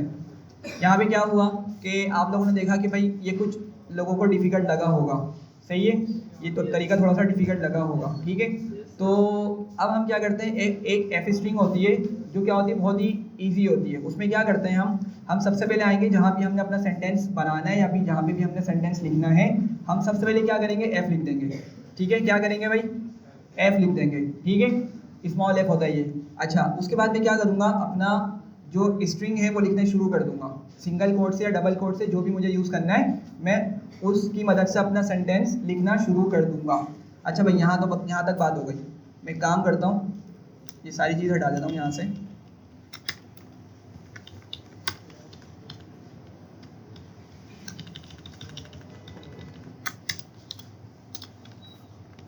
ठीक है, मैंने एक सिंपल सेंटेंस लिख लिया। मैंने सबसे पहले क्या किया, मैं उसी सेंटेंस को दोबारा से प्रिपेयर कर रहा हूँ और मैंने क्या किया, सबसे पहले तो एफ लिख लिया। ठीक है, एफ स्ट्रिंग पढ़ चुके तो हमें एफ को सबसे पहले लिखना होता है। उसके बाद मैंने क्या किया, सिंगल या डबल कोट की मदद से अपना सेंटेंस लिखना शुरू कर दिया। अच्छा अब मैं क्या करूँगा, द स्टूडेंट नेम इज। अब इसके बाद मुझे क्या चाहिए, एक्चुअल स्टूडेंट का नेम चाहिए। क्या चाहिए, स्टूडेंट का नेम चाहिए। और वो कहाँ पर स्टोर हुआ हुआ है भाई, नेम वेरिएबल में ही स्टोर हुआ हुआ है। तो मैं उस नेम को इमेजिन करिएगा, अगर यहाँ लिखता हूँ तो कोई फर्क पड़ेगा, नहीं पड़ेगा। ठीक है, वो क्या बन जाएगा, स्ट्रिंग ही बन जाएगा। तो एफ स्ट्रिंग की मदद से क्या होता है, मैंने जहाँ भी कोई वेरिएबल का डेटा लेकर आना है ना, वहाँ पे मैं क्या करूँगा, उस चीज़ को मैं कर्ली ब्रैकेट्स में इनक्लोज कर दूंगा। समझ रहे हैं बात को? तो क्या होगा, आप लोग जरा गौर करिएगा, यहाँ पे नेम का ना कलर चेंज हो गया है, सही है? अच्छा भाई, कलर चेंज करने से मुराद, मैंने लास्ट क्लास में भी बताया था, कुछ बच्चे ने इसको रूल ऑफ थंब बनाकर बैठ गए थे। कुछ ग्रुप पे डिस्कशन चल रही थी, भाई इसका कलर चेंज नहीं हुआ, कोड नहीं चल रहा। भाई ये सिर्फ आपको समझाने के लिए। ठीक है, कलर चेंज जो है ना आपको इंडिकेशन देता है कि भाई आपका बिहेवियर, जो चीज़ है ना उसका बिहेवियर चेंज हो चुका है। ज़रा देखिएगा, अभी नेम किस तरह का आ रहा है, लाइट ब्लू कलर का आ रहा है। ठीक है, इसका मतलब क्या है कि भाई ज़रा मैच करिएगा, ऊपर से क्या उठाने वाला है, वो डेटा को उठा के लाने वाला है। अगर मैं ज़रा पीछे जाऊँ दोबारा से, इन ब्रैकेट्स को हटा दूँ, तो ज़रा देखें बाकी जो पार्ट लिखा हुआ है, क्या उसका कलर और इसका कलर मैच हो गया। मतलब ये एक इंडिकेशन आपको समझाने के लिए कि भाई अभी ये क्या है, एज अ स्ट्रिंग यहाँ पे बिहेव कर रहा है। जो नेम वर्ड है ना मेरा, वो एज स्ट्रिंग बिहेव कर रहा है। तो अगर मुझे उसका डेटा ऊपर से डायनेमिकली उठाना है तो क्या करूँगा, इसको ब्रैकेट में इसको बंद कर दूंगा, इस तरह करके लिख दूंगा। ठीक है, अच्छा अब आगे करूँगा, अपना सेंटेंस कंप्लीट कर लूँगा, एंड ही इज़। अच्छा फिर क्या करना है, मुझे दोबारा से एज लेकर आनी है। ठीक है ना भाई, सेंटेंस क्या था, student name is Mohammad Ali and he is 18 years old. ठीक है, तो मुझे क्या करना है, अब ही इसके बाद उस एज को यहाँ पे लेकर आना है, इसके बाद मेंशन करना है। तो अगेन क्या करूँगा, कर्ली ब्रैकेट बनाऊंगा और वेरिएबल का नाम लिख दूंगा, सही है, और फिर आगे कंटिन्यू कर लूँगा अपने सेंटेंस को। जी भाई क्या बोल रहे हैं? अच्छा भाई एक क्वेश्चन आया है कि एज तो भाई इंटीजर है, जब मैं यहाँ पे लिख रहा हूँ तो अब ये एरर आएगा या चल जाएगा, क्या होगा? हाँ भाई, अच्छा भाई समझिएगा इस बात को। देखें ये जो मसले होते हैं ना वो कॉन्कैटिनेशन में होते हैं। ये जो ऊपर मसला आया था ना, क्या था वो, can only concatenate string not integer, शायद हटा दिया हूँ मैंने। खैर वो देखा था ना, एरर आया था स्ट्रिंग और नंबर को कॉन्कैटिनेट करते हुए, एरर हमें मिल गया था, can only concatenate string and not integer, कुछ इस तरह करके, ठीक है। तो वो सिर्फ कॉन्कैटिनेशन के वक्त होता है। अभी हम यहाँ पे क्या यूज़ कर रहे हैं, एफ स्ट्रिंग का यूज़ कर रहे हैं। क्या मैंने प्लस ऑपरेटर यूज़ किया? नहीं किया, तो वो वाला एरर भी नहीं मिलेगा, ठीक है। यहाँ पर ये क्या करेगा, डायनेमिकली इस पूरे सेंटेंस को हैंडल कर लेगा। ज़रा देखें, इसको प्रिंट करते हैं और क्या हुआ, बिल्कुल सेंटेंस मेरा इजी वे में यहाँ पर प्रिंट हो गया। समझ रहे हैं बात को भाई, ठीक है। तो एफ स्ट्रिंग यूज़ करते हुए भले ही आपकी डेटा की कुछ भी टाइप हो, ठीक है, डजंट मैटर, मसला नहीं आता, क्या करता है एफ स्ट्रिंग की मदद से ये चीज़ खुद हैंडल हो जाती है, सही है, समझ रहे हैं बात को। तो कॉन्कैटिनेशन वाला जो मसला था वो सिर्फ कब आता है, प्लस ऑपरेटर यूज़ करते हुए, ठीक है। तो इसीलिए जो मेजॉरिटी है ना प्रोग्रामर्स, वो इसी चीज़ को प्रीफर करते हैं, एफ स्ट्रिंग को, ठीक है। कॉन्कैटिनेशन को वो बहुत रेयरली यूज़ करते हैं, लेकिन फिर भी यूज़ होती है, तो आपको पता होना चाहिए कि किस तरह काम करती है। अच्छा अब आगे चलते हैं, एक हमारे पास है डॉट फॉर्मेट। अच्छा भाई ज़रा मुझे कोई बताए डॉट फॉर्मेट क्या है ये? हाँ शाबाश, क्या है ये? मेथड है। क्या आइडेंटिफिकेशन है? हाँ डॉट से ये स्टार्ट होगा, ठीक है, डॉट से स्टार्ट होगा। अगर कोई फंक्शन होता तो बगैर डॉट के हम डायरेक्ट ही लिख रहे होते, ठीक है, जैसे हमने ऊपर प्रिंट का यूज़ किया बगैर डॉट के था ना। सिमिलरली ऊपर टाइप का भी हमने यूज़ किया था, ये रहा टाइप का हमने यूज़ किया, बगैर डॉट के यूज़ किया। तो ये क्या है, एक्चुअली फंक्शन है। और दूसरी डेफिनेशन क्या थी? हाँ नहीं वो तो सही है, ये तो आपको मतलब एक क्या बोलेंगे, अपियर हो रही ना ये चीज़ आपको आपके सामने। एक्चुअल इसकी वो क्या थी डेफिनेशन, फंक्शंस कहाँ होते हैं, क्लास के बाहर लिखे जाते हैं, और जो आपके मेथड्स होते हैं वो क्लास के अंदर लिखे जाते हैं, ठीक है। लिखने का तरीका सेम है, लिखने का तरीका सेम है, मतलब सिंटेक्स वगैरह बिल्कुल सेम है, लेकिन सिर्फ क्लास के अंदर होने की वजह से उसको क्या बोलते हैं, मेथड्स बोलते हैं। और क्लास के बाहर जब अगर वही चीज़ लिखी होगी तो उसको क्या बोलेंगे, फंक्शन बोलेंगे। क्लास के बाहर क्या बोलेंगे, फंक्शन, क्लास के अंदर मेथड्स। अब क्यों ऐसा पढ़ेंगे जब टॉपिक आएगा, ठीक है। अभी बस ये इसकी इंडिकेशन रखें कि ये चीज़ होती है। अच्छा डॉट फॉर्मेट, अब मैं क्या करता हूँ, उसी चीज़ को कॉपी करता हूँ, यहाँ आता हूँ, ठीक है, बहुत सिंपल सा है। अगर आपको एफ स्ट्रिंग अच्छे से समझ आ गया तो डॉट फॉर्मेट भी हो जाएगा। अच्छा भाई डॉट फॉर्मेट क्या है, मेथड है ना, क्या है, मेथड है। और मेथड ना किसी डेटा पर चलते हैं, डेटा टाइप पर चलते हैं वो, ठीक है। कहने का मतलब ये है कोई मैंने आपको मेथड बताया था इससे पहले? नहीं बताया, चलें खैर लास्ट क्लास में बताया। अच्छा खैर देख लेते हैं इसको, अच्छा समझिएगा यार एक चीज़, जल्दी यहाँ देखें। लेट सपोज मैंने यहाँ पे लिखा सैलानी, सैलानी में सब के सब किस तरह के लेटर्स हैं, स्मॉल लेटर्स हैं, सही है। और ये किस तरह की डेटा टाइप है, पूरी सैलानी एक स्ट्रिंग है। तो मैं अगर इस स्ट्रिंग के बाद जाऊँगा, इस डेटा टाइप के बाद जाऊँगा, डॉट लिखूँगा, तो ये हमें बहुत सारे मेथड्स मिल रहे हैं, ये सारे मेथड्स हैं, ठीक है। मैं अगर चाह रहा हूँ कि भाई सारे जो इसके लेटर्स हैं ना वो कैपिटल बन जाए, क्या बन जाए, कैपिटल हो जाए, तो मैं क्या करूँगा, यहाँ पे आके एक अपर का यूज़ करूँगा। मुझे याद पड़ा मैंने बताया था, मैंने शायद ऊपर देखा भी था इसको, खैर कोई मसला नहीं है। तो मैंने क्या किया, इस मेथड का यूज़ तो किया डॉट की मदद से, लेकिन उससे पहले क्या लिखना पड़ता है भाई, मुझे कोई डेटा मौजूद होता है मेरे पास, भले ही वो मतलब डिफरेंट मेथड्स होते हैं जो डिफरेंट डेटा टाइप्स पे काम करते हैं, ठीक है। तो यहाँ पे स्ट्रिंग था मेरे पास, और स्ट्रिंग पे मेरे पास कौन सा मेथड काम कर रहा है, अपर का मेथड काम कर रहा है। ज़रा देखिएगा इसको, मैं एग्जीक्यूट करूँगा तो क्या कर दिया उसने, सैलानी को कैपिटल बना दिया। समझ पा रहे मैं क्या बोल रहा हूँ? तो पॉइंट यहाँ पे बताने का ये था भाई, डॉट फॉर्मेट क्या है, मेथड है, क्या है, मेथड है। और मुझे इसको कहाँ यूज़ करना होगा, मुझे इस स्ट्रिंग के बाद ऐड करना होगा, इस स्ट्रिंग के बाद में मुझे यूज़ करना होगा, सही है। ज़रा देखिएगा मैं यहाँ से एफ हटाता हूँ, अब एफ स्ट्रिंग को नहीं पढ़ रहे ना, मैंने क्या किया, एफ को हटा दिया, सही है। डॉट फॉर्मेट पढ़ रहे हैं तो डॉट फॉर्मेट कब अप्लाई होगा, आपके पूरी स्ट्रिंग के एंड में, जो भी आपका स्ट्रिंग है उसकी एंड में जाके अप्लाई करेंगे। तो बिल्कुल मैं एंड में पहुंच गया और मैंने यहाँ पे लिखा डॉट फॉर्मेट, सही है। और मैंने यहाँ पे क्या लिखे, ब्रैकेट्स बना दिए। इतनी बात समझ रहे हैं आप लोग? अच्छा, एक और चेंज है, वो चेंज ये है कि मुझे ना यहाँ से इन नेम्स को हटा देना होगा, ठीक है। ये जो ब्रैकेट्स है ना, मैं इनको क्या कर दूंगा, एम्प्टी छोड़ दूंगा इनको, सही है। तो डेटा कहाँ से आएगा, अगर मैंने इनको एम्प्टी बना दिया फिर डेटा कहाँ से आएगा, हाँ, डॉट फॉर्मेट के अंदर ना हम वो वैल्यूज पास करेंगे, जो वेरिएबल्स हैं उनको हम यहाँ पे लिखेंगे। मैं बताता हूँ दोबारा से, पहले मैं क्या करता हूँ, यहाँ पे नेम लिखता हूँ और यहाँ पे लिखता हूँ एज, ठीक है। एग्जीक्यूट करते हैं, जरा देखें क्या इस ब्रैकेट की जगह नेम आ गया, मोहम्मद अली, बिल्कुल हमें यही चाहिए था। और इस ब्रैकेट की जगह कौन आ गया, एज आ गई, जो हमें चाहिए थी, सही है। अब जरा समझिएगा काम क्या हो रहा है। जब भी आप डॉट फॉर्मेट का यूज कर रहे हैं, जब भी डॉट फॉर्मेट का यूज कर रहे हैं और आपको जिस पोजीशन पर किसी वेरिएबल से डेटा लेकर आना है, बात समझ रहे हैं, आप जब भी डॉट फॉर्मेट का मेथड यूज करने जा रहे हैं और इमेजिन करें आपको स्ट्रिंग लिख रहे हैं, ठीक है, और आपको उस स्ट्रिंग में जगह जगह किसी वेरिएबल का डेटा लेकर आना है, तो आप क्या करेंगे, उस पोजीशन पर जस्ट एम्प्टी कर्ली ब्रैकेट्स बना के छोड़ देंगे। क्या करने वाले हैं, उस जगह पर एम्प्टी कर्ली ब्रैकेट्स बना के छोड़ देंगे। देखें जरा, मैंने क्या किया, वही मेरी स्ट्रिंग चल रही है, मुझे इस स्पेस के बाद यहाँ पे उसका नेम लेकर आना था स्टूडेंट का, तो मैंने एम्प्टी कर्ली ब्रैकेट बना के आगे मूव ऑन हो गया, ठीक है। फिर मैंने अपना सेंटेंस कंप्लीट किया और मुझे आगे जाके दोबारा से एज को लेकर आना था, मैंने वहाँ पे भी क्या किया, एम्प्टी कर्ली ब्रैकेट बनाकर उसको ऐसे ही छोड़ दिया। इतनी बात समझ रहे हैं? जब हम एफ स्ट्रिंग कर रहे थे तो हमें क्या करना होता था, इन ब्रैकेट्स में ही उन वेरिएबल्स को लिखना होता था, समझ रहे हैं बात को। लेकिन डॉट फॉर्मेट में हमें सिर्फ कर्ली ब्रैकेट्स एम्प्टी रखने होते हैं, ठीक है, और एंड में जाकर डॉट फॉर्मेट यूज करते हैं और फिर हम सीक्वेंस वाइज अपने वेरिएबल्स को लिख देते हैं, सीक्वेंस वाइज बिल्कुल। अब जब मैंने पहले नेम लिखा ना, तो पहले एम्प्टी ब्रैकेट में कौन उठ कर जाएगा भाई, नेम आएगा, और सेकंड एम्प्टी ब्रैकेट में कौन आएगा, एज आएगा। इमेजिन करें अगर मैंने इसको उल्टा कर लिख दिया होता, तो पहले एज, बिल्कुल, अगर मैंने इसकी सीक्वेंस चेंज कर दी तो अब क्या होगा भाई, पहले ब्रैकेट में कौन आएगा, एज, और सेकंड में कौन आएगा, नेम आ जाएगा, ठीक है।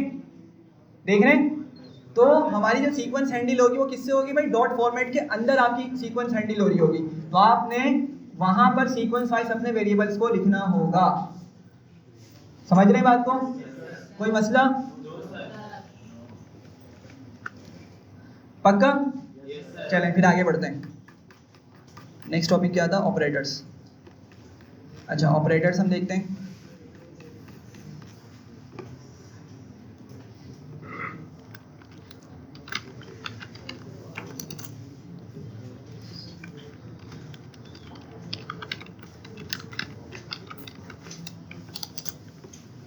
अच्छा भाई, सिंपल ऑपरेटर सबसे पहले तो क्या होता है ये,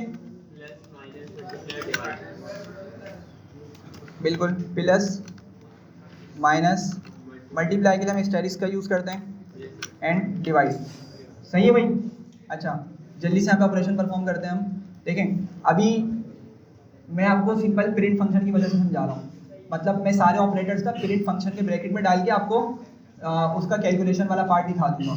अगर आप लोग चाह रहे हैं तो उसको वेरिएबल में करके भी, वेरिएबल में स्टोर करके भी अपने नंबर्स को उन पे प्लस माइनस चला सकते हैं, ठीक है, आपकी मर्जी, दोनों तरीके से काम करेगा, ठीक है। अभी मैं उसको आगे लेके जा रहा हूँ और सिंपल इसको प्रिंट के फंक्शन में डाल रहा हूँ। अच्छा भाई, मैंने प्रिंट लिखा और लेट सपोज मैंने यहाँ पे लिखा भाई 5 + 9 प्लस कुछ भी 34 यानी और कोई नंबर दूसरा, ठीक है। तो क्या होगा भाई, इस पर ये काम करेगा, ठीक है, हमें क्या करेगा, उसका सम लाकर दे देगा, ठीक है। सिंपल सी चीज़ है ना भाई, ये इंटीजर है, सारे सब डेटा की टाइप क्या है भाई, इंटीजर है, सिंपल परफॉर्म कर देगा। अच्छा, आप बोलते हैं यार अगर कोई इसमें एक फ्लोट आ गया, बिल्कुल यहाँ पे लिख लें, लेट सपोज 9.45, ठीक है, तो क्या करेगा ये, बिल्कुल सही आपकी कैलकुलेशन परफॉर्म करेगा, कोई मसला नहीं आएगा, सही है, क्लियर है। अच्छा, प्रिंट यूज़ करते हैं दोबारा से और कुछ माइनस कर लेते हैं हम, लेट सपोज 54 -23 -1 2 12 और लेट सपोज क्या लेते हैं, रखते हैं, ठीक है। माइनस का क्या आ गया भाई, 19। जो भी रिजल्ट बनेगा आपको रिजल्ट मिल जाएगा, अगर नेगेटिव हुआ तो नेगेटिव में मिलेगा, पॉजिटिव हुआ तो पॉजिटिव में मिल जाएगा। सही है। अगेन फ्लोट पे भी काम करेगा, इंटीजर पे भी काम करेगा। ठीक है, किसी एक को फ्लोट बना लेते हैं, लेट सपोज यहाँ पे लिख लेते हैं 12.99। सही है, तो क्या हो गया, हमें जो भी उसका रिजल्टिंग आंसर होगा हमें वो मिल जाएगा। सिंपल सी चीज़ है। पेरेंट मल्टीप्लाई भी इसी तरीके से काम करेगा। लेट सपोज लिखता हूँ 4 टाइम्स 9। ठीक है, अगर आपको नंबर बढ़ाने बिल्कुल बढ़ा दें, कोई मसला नहीं होगा इसको। तो उसी के रिस्पेक्ट से आंसर मिल जाएगा। सिंपल सी चीज़ है। पेरेंट डिवाइड देख लेते हैं। Let suppose 23 divided by 2। सही है, क्या मिल रहा है, 11.5 मिल रहा है। सही है। अच्छा, अब यहाँ से ना आपको समझने की चीज़ स्टार्ट होती है। जरा यहाँ पे फोकस करिएगा भी सारे, सिंपल चीज़ सारी। अब डिवीजन में आके आपको चीज़ समझनी है। देखें 23 को डिवाइड किया 2 से, तो नंबर डेसिमल में आ गया। ठीक है, डेसिमल मतलब फ्लोट में आ गया, एक ही बात है। यहाँ तक क्लियर है। इमेजिन करें अगर मैं लिखता 50 डिवाइडेड बाय 2, क्या मिलना चाहिए, क्या मिलना चाहिए भाई, 50 का हाफ कितना होता है 25। लेकिन ज़रा आंसर देखिए क्या मिल रहा है 25.0। ठीक है, मतलब नंबर को जब डिवाइड कर रहे हैं तो भाई आंसर उसका क्या आना चाहिए था 25, इंटीजर मिलना चाहिए था। वो हमें किस तरह आंसर दे रहा है, फ्लोट में दे रहा है। ठीक है, तो याद रखिएगा आपका जो सिंगल फॉरवर्ड स्लैश है ना, जो सिंगल आपका डिवीजन ऑपरेटर है, अगर आप सिंगल वाला यूज़ करेंगे तो क्या होता है, इसके अंदर आपको आंसर क्या मिलता है, फ्लोट मिलता है। क्या मिलता है भाई, फ्लोट मिलता है। बात समझ रहे हैं। अच्छा, आप बोल रहे हैं भाई ये फ्लोट तो मुझे नहीं चाहिए, कोई मसला नहीं। आप क्या करें, यहाँ पे एक दूसरा ऑपरेटर होता है, ठीक है, उसको हम यूज़ कर लेंगे। तो लेट्स सपोज 25, ये डबल ऑपरेटर यूज़ किया और 2 मैंने लिख दिया। सही है, तो अब क्या होगा आपको, सॉरी 25 क्यों आया, 50 होगा ना। ठीक है, क्या मिल गया, इंटीजर नंबर मिल गया। सही है, तो बात क्या समझ आ रही है सॉरी, कि भाई अगर हम नंबर्स को डिवाइड कर रहे हैं ना, दो नंबर्स को डिवाइड कर रहे हैं और डिवीजन के बाद उसका आंसर सिंपल बनता है, पॉइंट में आंसर नहीं आता। ठीक है, पॉइंट में आंसर उसका नहीं बनता। लेकिन अगर आपने सिंगल ऑपरेटर का यूज किया है तो आपको पॉइंट लाजमी मिलेगा। समझ रहे हैं बात को। ठीक है, अगर आपने सिंगल फॉरवर्ड स्लैश यूज किया है तो अगर पॉइंट में आंसर नहीं भी आना होता ना, तो जब भी क्या करेगा, आपको नंबर को फ्लोट बनाकर ही वो प्रोवाइड करेगा। समझ रहे हैं बात को। ठीक है, अगर आपको उस पॉइंट से छुटकारा चाहिए, उस पॉइंट की ज़रूरत आपको नहीं है, ठीक है, तो क्या करेंगे भाई, आप डबल फॉरवर्ड स्लैश का यूज़ कर लें, तो क्या होगा, आपका नंबर वो बगैर पॉइंट का आ जाएगा। यहाँ तक कोई मसला। अच्छा जी,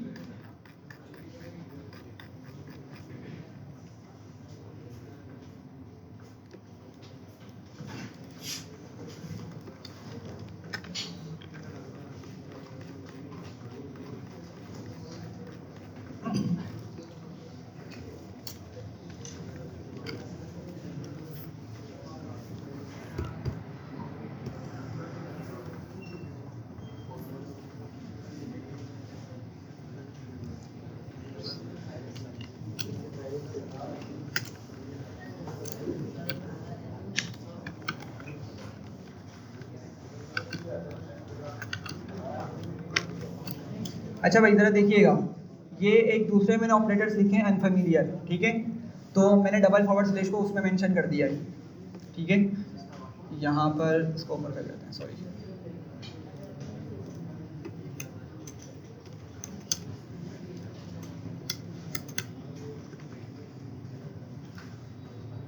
अच्छा खैर, तो मैंने क्या किया, यहाँ पे 3 ऑपरेटर्स लिखे हैं अभी। सही है, डबल फॉरवर्ड स्लैश है और उसके बाद एक साइन लिखा है मैंने। क्या लिखा है ये, हाँ भाई, ठीक है, मॉड्यूलस या मॉड्यूलो ऑपरेटर, प्रोग्रामिंग में से उसको मॉड्यूलो ऑपरेटर बोलते हैं। मॉड्यूलस आपका ना वो बार साइंस होते हैं जो आपके नेगेटिव नंबर को पॉजिटिव बना देते हैं, एब्सोल्यूट वाला काम कर रहे होते हैं। ठीक है, तो जो इसका प्रॉपर नेम है वो मॉड्यूलो ऑपरेटर है, या समटाइम्स सिर्फ मॉड्यूलो भी कहलाता है। नवंबर वाले जो जिन लोगों ने नवंबर की फीस जमा करा दी वो बाहर चले गए। जिस स्टूडेंट से नवंबर की फीस सबमिट हो गई है, उन्होंने पे कर दिया नवंबर की, वो बाहर चले गए सारे हाँ, सारों को एक साथ। नवंबर वाले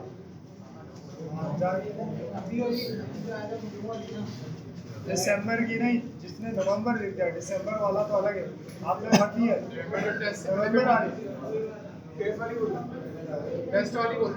टेस्ट वाली नहीं, ये इसकी फीस भरनी थी नवंबर की जिसने भर वो टेस्ट वाली का क्या वास्ता है आपसे? दिसंबर की फीस की बजाय जिसने नवंबर सिलेक्ट कर दिया वो वहां से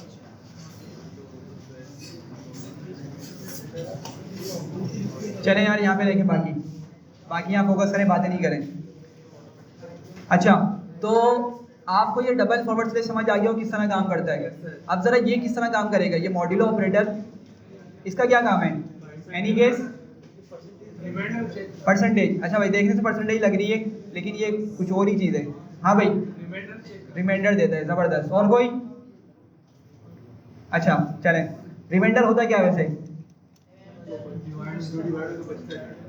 डिवाइड होकर, हाँ ठीक है, डिवीजन के बाद जो बच जाता है वो क्या होता है? रिमाइंडर होता है। देखते हैं।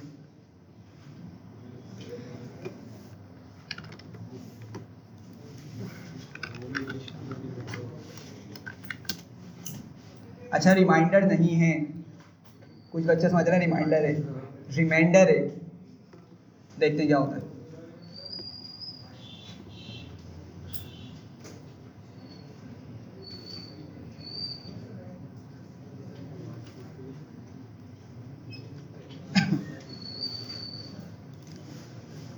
चलें, लेट सपोज मेरे पास एक नंबर है 5, ठीक है, इसका हम मॉड्यूलो ऑपरेटर निकाल रहे हैं किससे? 2 से। सही है, तो ये डिवीजन आती है भाई सबको, ठीक है। अंदर नंबर कौन सा आएगा? 5 और बाहर 2 आएगा।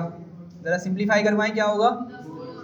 2 टाइम्स 2 इज़ 4, माइनस होगा तो क्या बचा? 1। इसको हम बोलते हैं रिमाइंडर।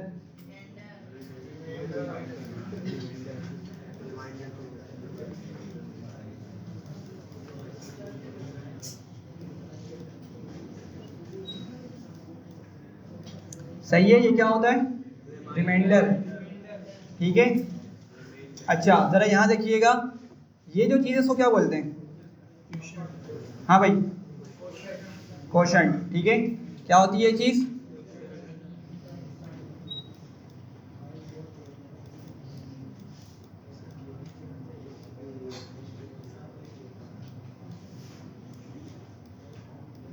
ठीक है, ये ई लिखा हुआ है, थोड़ा सा ख़राब हो गया, खैर ये क्या है? क्वोशंट कहलाता है। होपफुली स्पेलिंग सही होगी। अच्छा, अब ज़रा बात समझिएगा, जब भी हम मॉड्यूलो ऑपरेटर का यूज़ करते हैं ना, ये समझिएगा बहुत इंपॉर्टेंट चीज़ है ये।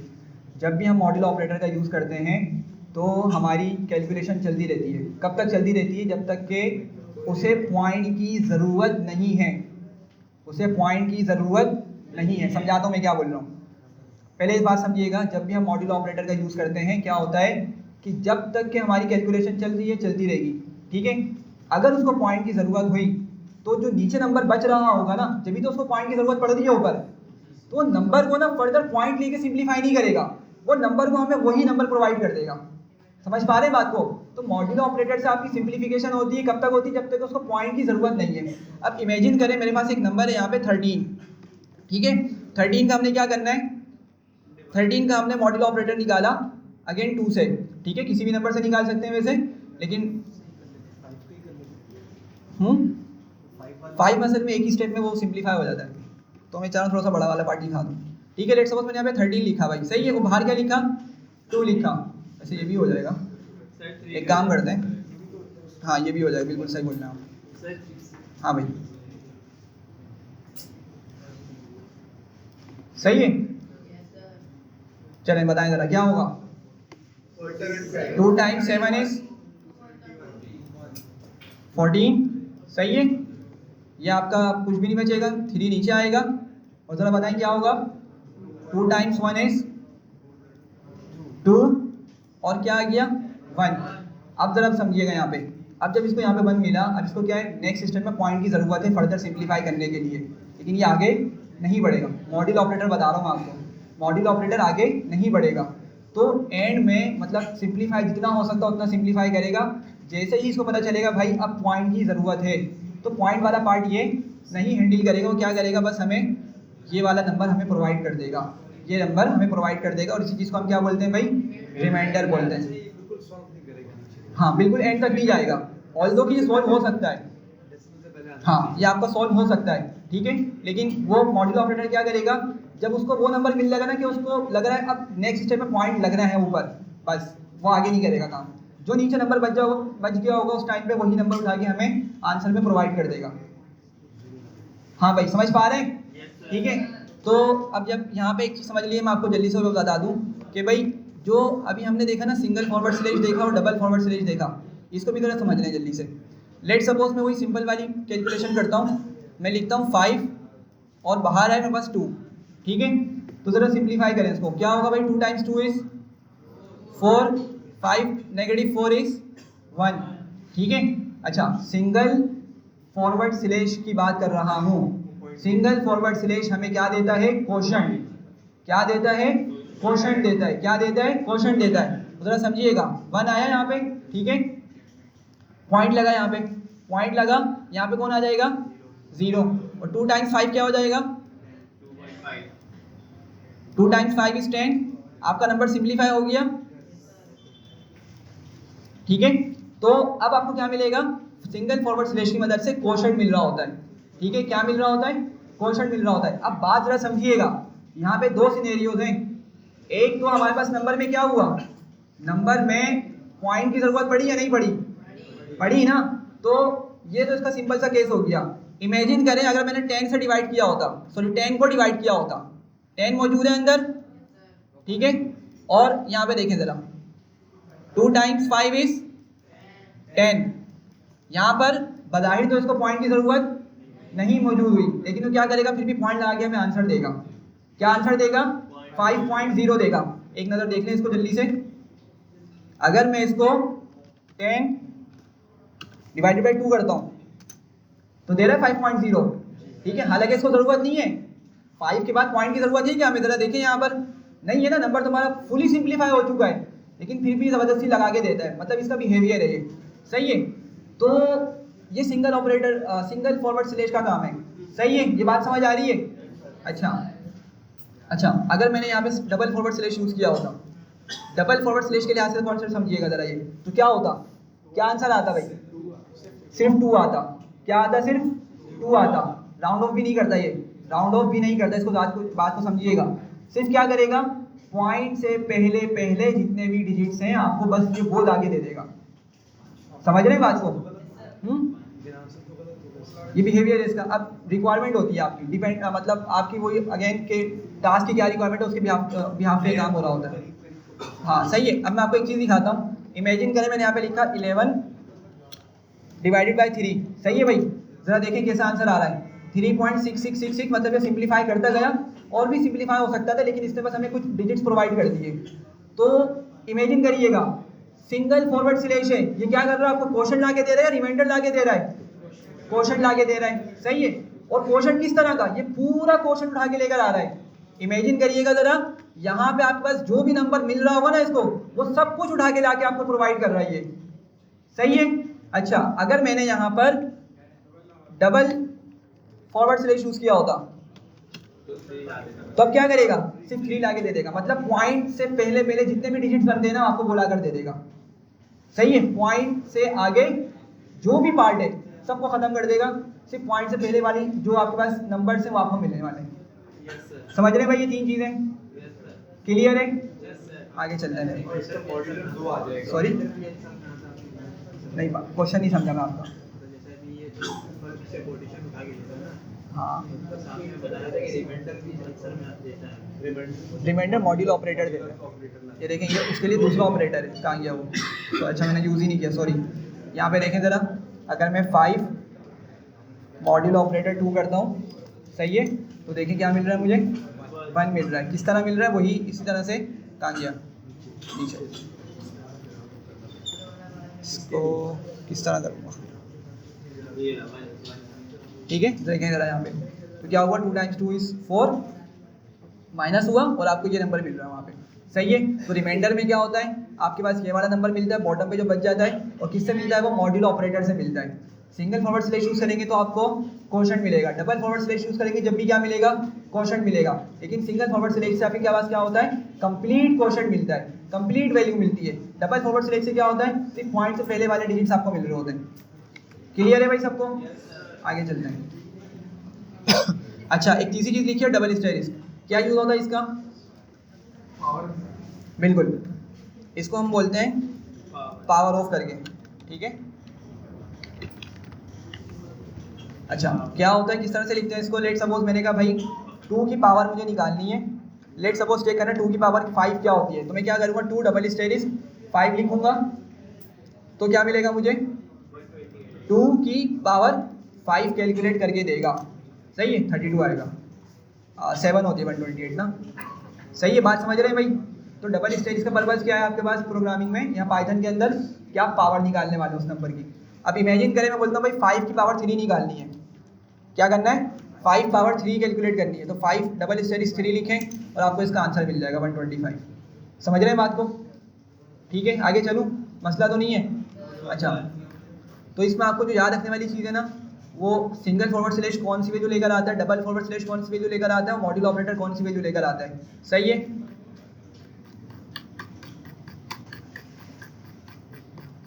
अच्छा, नेक्स्ट पार्ट है कंपैरिजन ऑपरेटर्स, रिलेशनल और कंपैरिजन जी। अच्छा, मेरे पास सिर्फ 10-12 मिनट से भी मैंने क्लास माइंड अप करनी है, क्योंकि आप लोगों को मुझे प्रॉब्लम्स देखनी है, तो ज़रा जल्दी से इसको पिक करिएगा।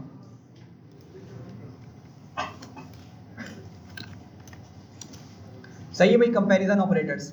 अच्छा, कंपैरिजन ऑपरेटर्स किस लिए यूज होते हैं, कंपेयर करने के लिए चीज़ों को, ठीक है। कौन कौन से होते हैं वो, डबल इक्वल्स टू हो गया सबसे पहले, तो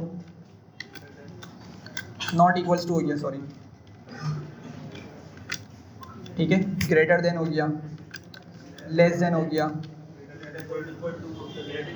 लेस देन इक्वल टू हो गया, ग्रेटर देन इक्वल्स टू हो गया। सही है।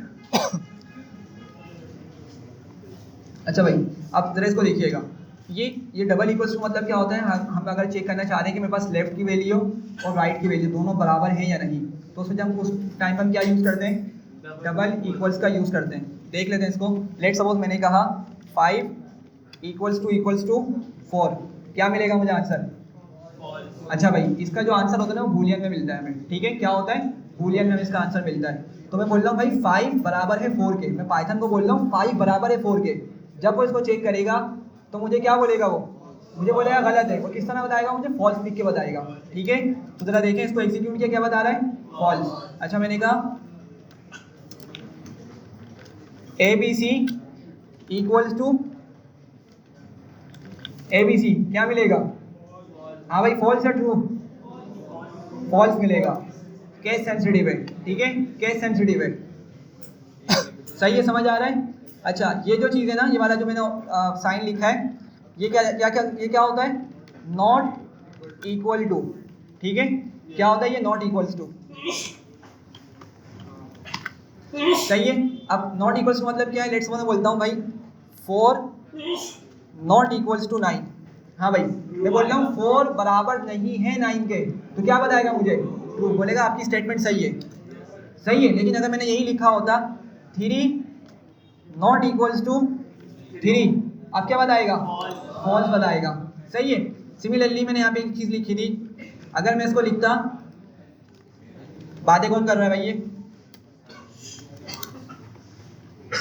क्या लिखा मैंने, ABC not equals to small ABC, बराबर नहीं है। मैं बोल रहा हूँ कैपिटल A वाला BC, ठीक है, कैपिटल A के साथ जो ABC है और स्मॉल a के साथ जो ABC है वो दोनों बराबर नहीं है, तो बिल्कुल मेरी स्टेटमेंट क्या है, ट्रू है, तो ट्रू दिखा रहा है।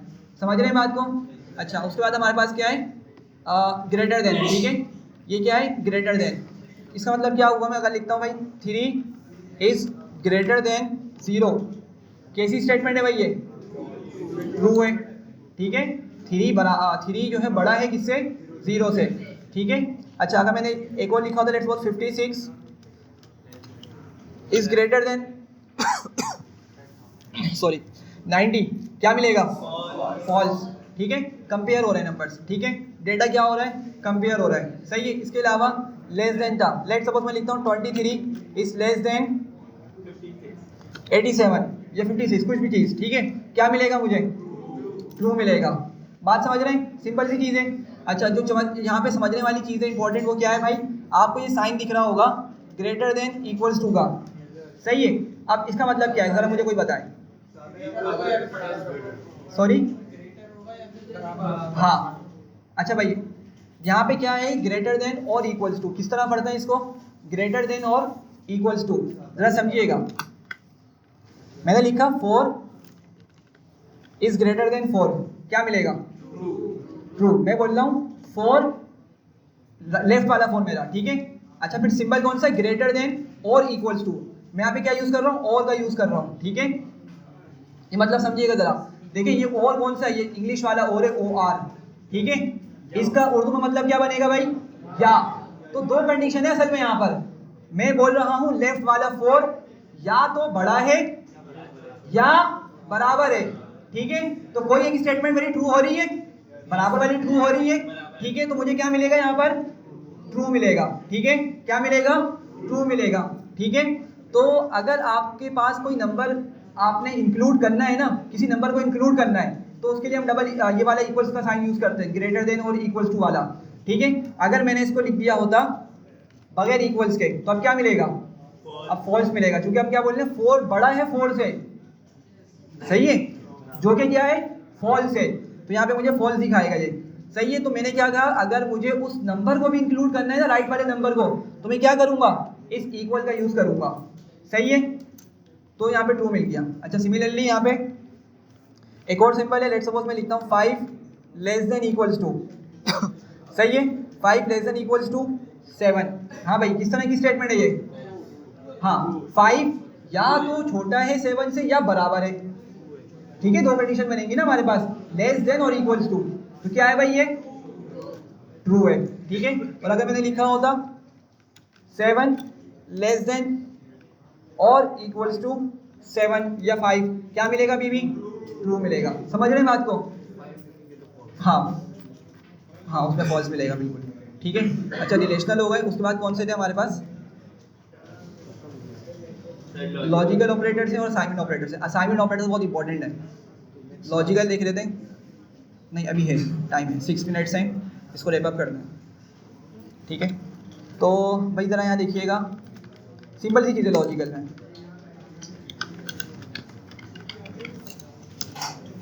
लॉजिकल ऑपरेटर्स आपके पास होते हैं एंड और नॉट, सही है। अच्छा, इसको थोड़ा समझिएगा, एंड और नॉट। पहले तो उर्दू में मतलब समझ ले, ताकि आपको चीज़ समझ आ जाए। एंड का मतलब उर्दू में क्या होता है? और, उर्दू वाला और, अलिफ वाव रे, ठीक है। अच्छा, इसका मतलब क्या है? या, उर्दू में या बनेगा। और नॉट देखते हैं क्या होता है। अच्छा, इमेजिन करें इसको इस तरीके से कि भाई आपके फादर ने कहा कि भाई बाहर जा लो ज़रा खाना, ठीक है, मतलब बिरयानी ले आना और बोतल लेते आना साथ में। तो अब आप बताएं क्या करेंगे? सिर्फ बोतल लेकर आएंगे या सिर्फ बिरयानी लेकर आएंगे या दोनों करके आएंगे काम? दोनों, मतलब दोनों चीज़ें क्या है? कंपलसरी हैं, ठीक है। तो इंग्लिश में मतलब एंड, अगर आपके पास कोई स्टेटमेंट है उसमें हमने एंड का यूज़ किया है, मतलब जितनी भी कंडीशन है उन सबको ट्रू होना चाहिए। मेरी बात समझ रहे हैं? ठीक है। तो ज़रा समझिएगा, यहाँ पर मैंने कहा 4 इज ग्रेटर देन 3, सही है, 4 इज ग्रेटर देन 3। मैं यहाँ पे यूज़ करता हूँ एंड लॉजिकल ऑपरेटर का, एंड, और मैंने लिखा 5 इज लेस देन 9, ठीक है। अब जरा इनको इंडिविजुअल पार्ट्स में जरा ब्रेक करें। मैंने कहा भाई 4 बड़ा है 3 से, क्या बन रही है कंडीशन? ट्रू बन रही है, सही है। राइट पर आ जाए, मैं बोल रहा हूँ 5 इज लेस देन 9, कंडीशन क्या है?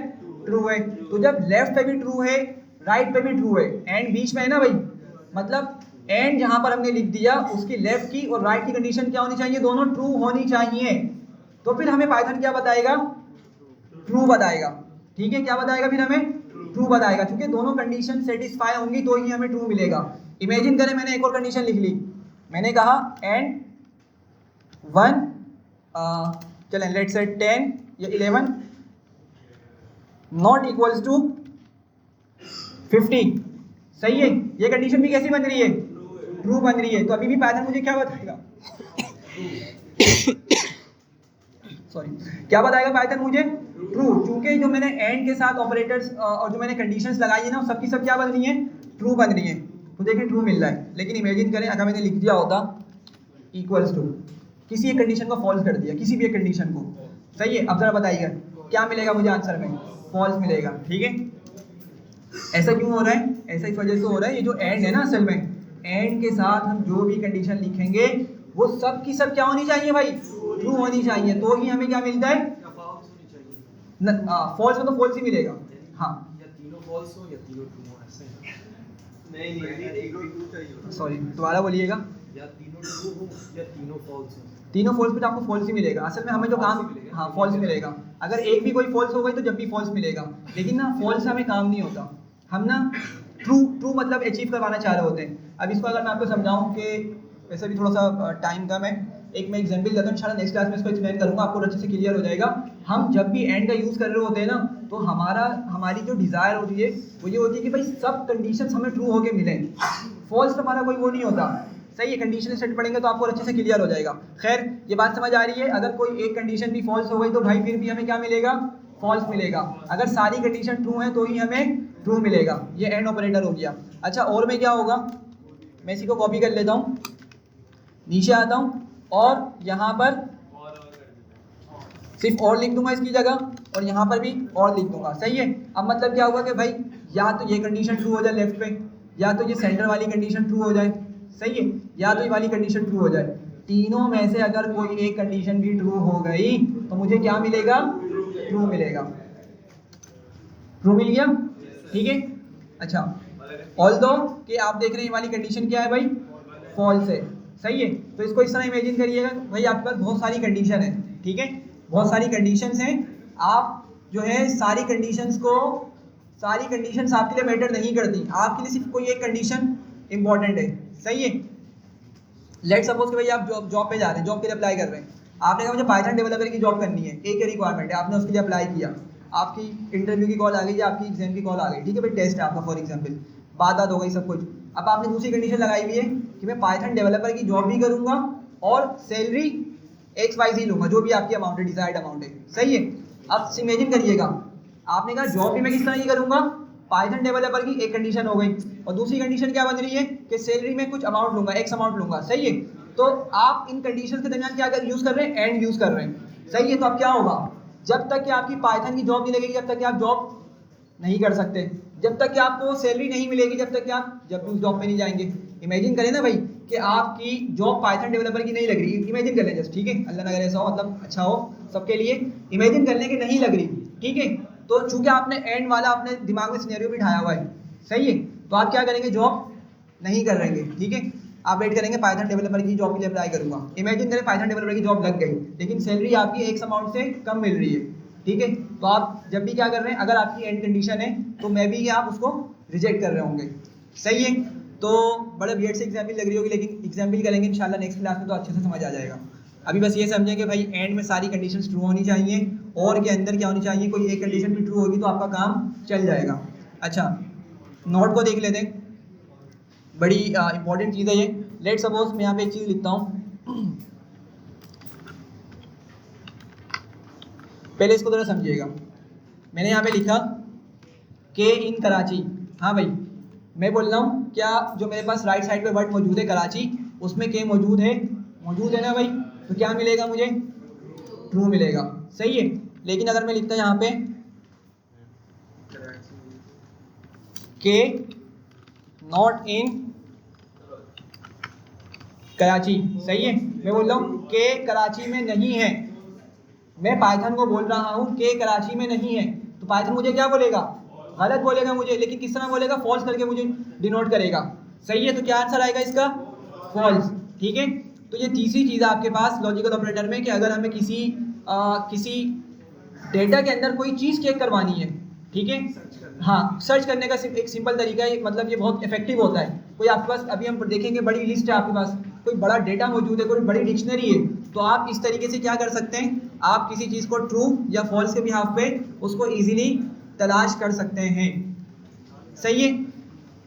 41 हो रहे हैं, कोशिश करते हैं कि हम असाइनमेंट ऑपरेटर्स भी जल्दी से कंप्लीट कर लें। नहीं, अभी करना है।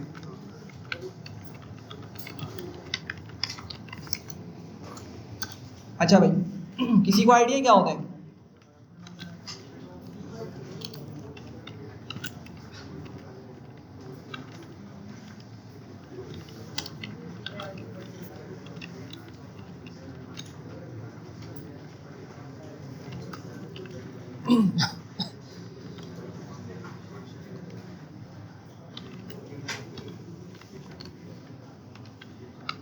चले भाई, ये कुछ मैंने ऑपरेटर्स यहाँ पे लिख दिए हैं, असाइनमेंट ऑपरेटर्स। अच्छा, सबसे पहले तो असाइनमेंट का मतलब क्या होता है? जो यूनिवर्सिटी में मिल रहे होते हैं वो वाले? हाँ भाई, नहीं वो वाले नहीं है यहाँ पे। मतलब एक चीज़ को किसी दूसरी चीज़ में सेव करवा देना, ठीक है? मतलब किसी डेटा को किसी वेरिएबल में सेव कर देना, ठीक है? तो उसके लिए आप लोगों को याद होगा हम इक्वल्स का यूज़ किया करते थे ऊपर। भाई ऐसा ही था ना, देखें ज़रा यहाँ पर कि अगर अभी मैं ऊपर चले जाऊँ नम वाले फंक्शन पे, ये रहा, मैंने इस स्ट्रिंग को असाइन किया था या स्टोर किया था किसमें? नेम के अंदर। किस तरह किया था? इक्वल्स की मदद से। अगर मैं इक्वल्स हटा दूं, क्या ख्याल है, चलेगा ये? नहीं चलेगा ना। तो मतलब असाइनमेंट ऑपरेटर्स उस तरह के ऑपरेटर्स जो क्या करेंगे, आपके डेटा को किसी वेरिएबल में असाइन करने के लिए या किसी डेटा को वेरिएबल में स्टोर करने के लिए यूज होंगे। सही है? तो सबसे बेसिक जो इक्वल्स वो आप ऑलरेडी पढ़ चुके हैं।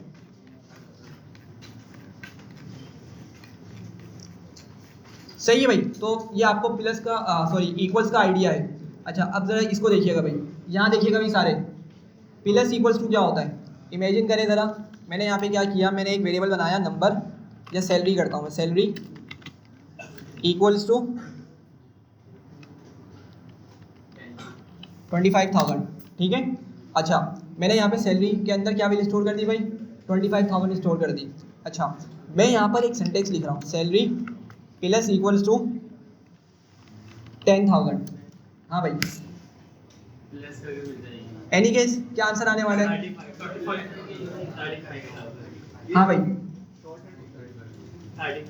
अच्छा देखें, बात समझिएगा ज़रा, ये जो बोल रहा हूँ ना इसको ज़रा जल्दी से समझिएगा, ताकि बाकी फिर सारे ऑपरेटर्स ना इसी तरीके से यूज़ होंगे। तो मैं आपको सारे ऑपरेटर्स नहीं बता पाऊँगा टाइम कम होने की वजह से, तो एक कॉन्सेप्ट समझ लें, बाकी सारी जो ऑपरेटर्स लिखे सब इसी तरीके से काम करते हैं। एक चीज़ अच्छे समझ लीजिएगा, देखें सैलरी का एक वेरिएबल है, उसमें क्या वैल्यू स्टोर हुई हुई है? 25,000 स्टोर हुई हुई है। मैंने यहाँ पे क्या किया, उसी वेरिएबल का नाम लिखा सबसे पहले तो, ठीक है, जिसमें मुझे कुछ फर्दर एडिशन करवानी है, ठीक है? अगर मुझे कुछ रिमूव करवाना होगा तो मैं यहाँ पे प्लस का क्या यूज़ कर रहा हूँ भाई? माइनस यूज़ कर रहा हूँ। अगर मुझे उस वेरिएबल से कुछ मल्टीप्लाई करवाना होगा किसी नंबर को, तो माइनस की जगह या प्लस की क्या यूज़ करूँगा? मल्टीप्लाई यूज़ करूँगा, एंड सो ऑन, ठीक है? तो फिलहाल मैं बोल रहा हूँ भाई सैलरी में मुझे 10,000 ऐड करना है। अब इसका ना एक सिंपल सा तरीका तो ये होता है, बहुत सिंपल सा जो होता है, क्या करेंगे आप बोले भाई सैलरी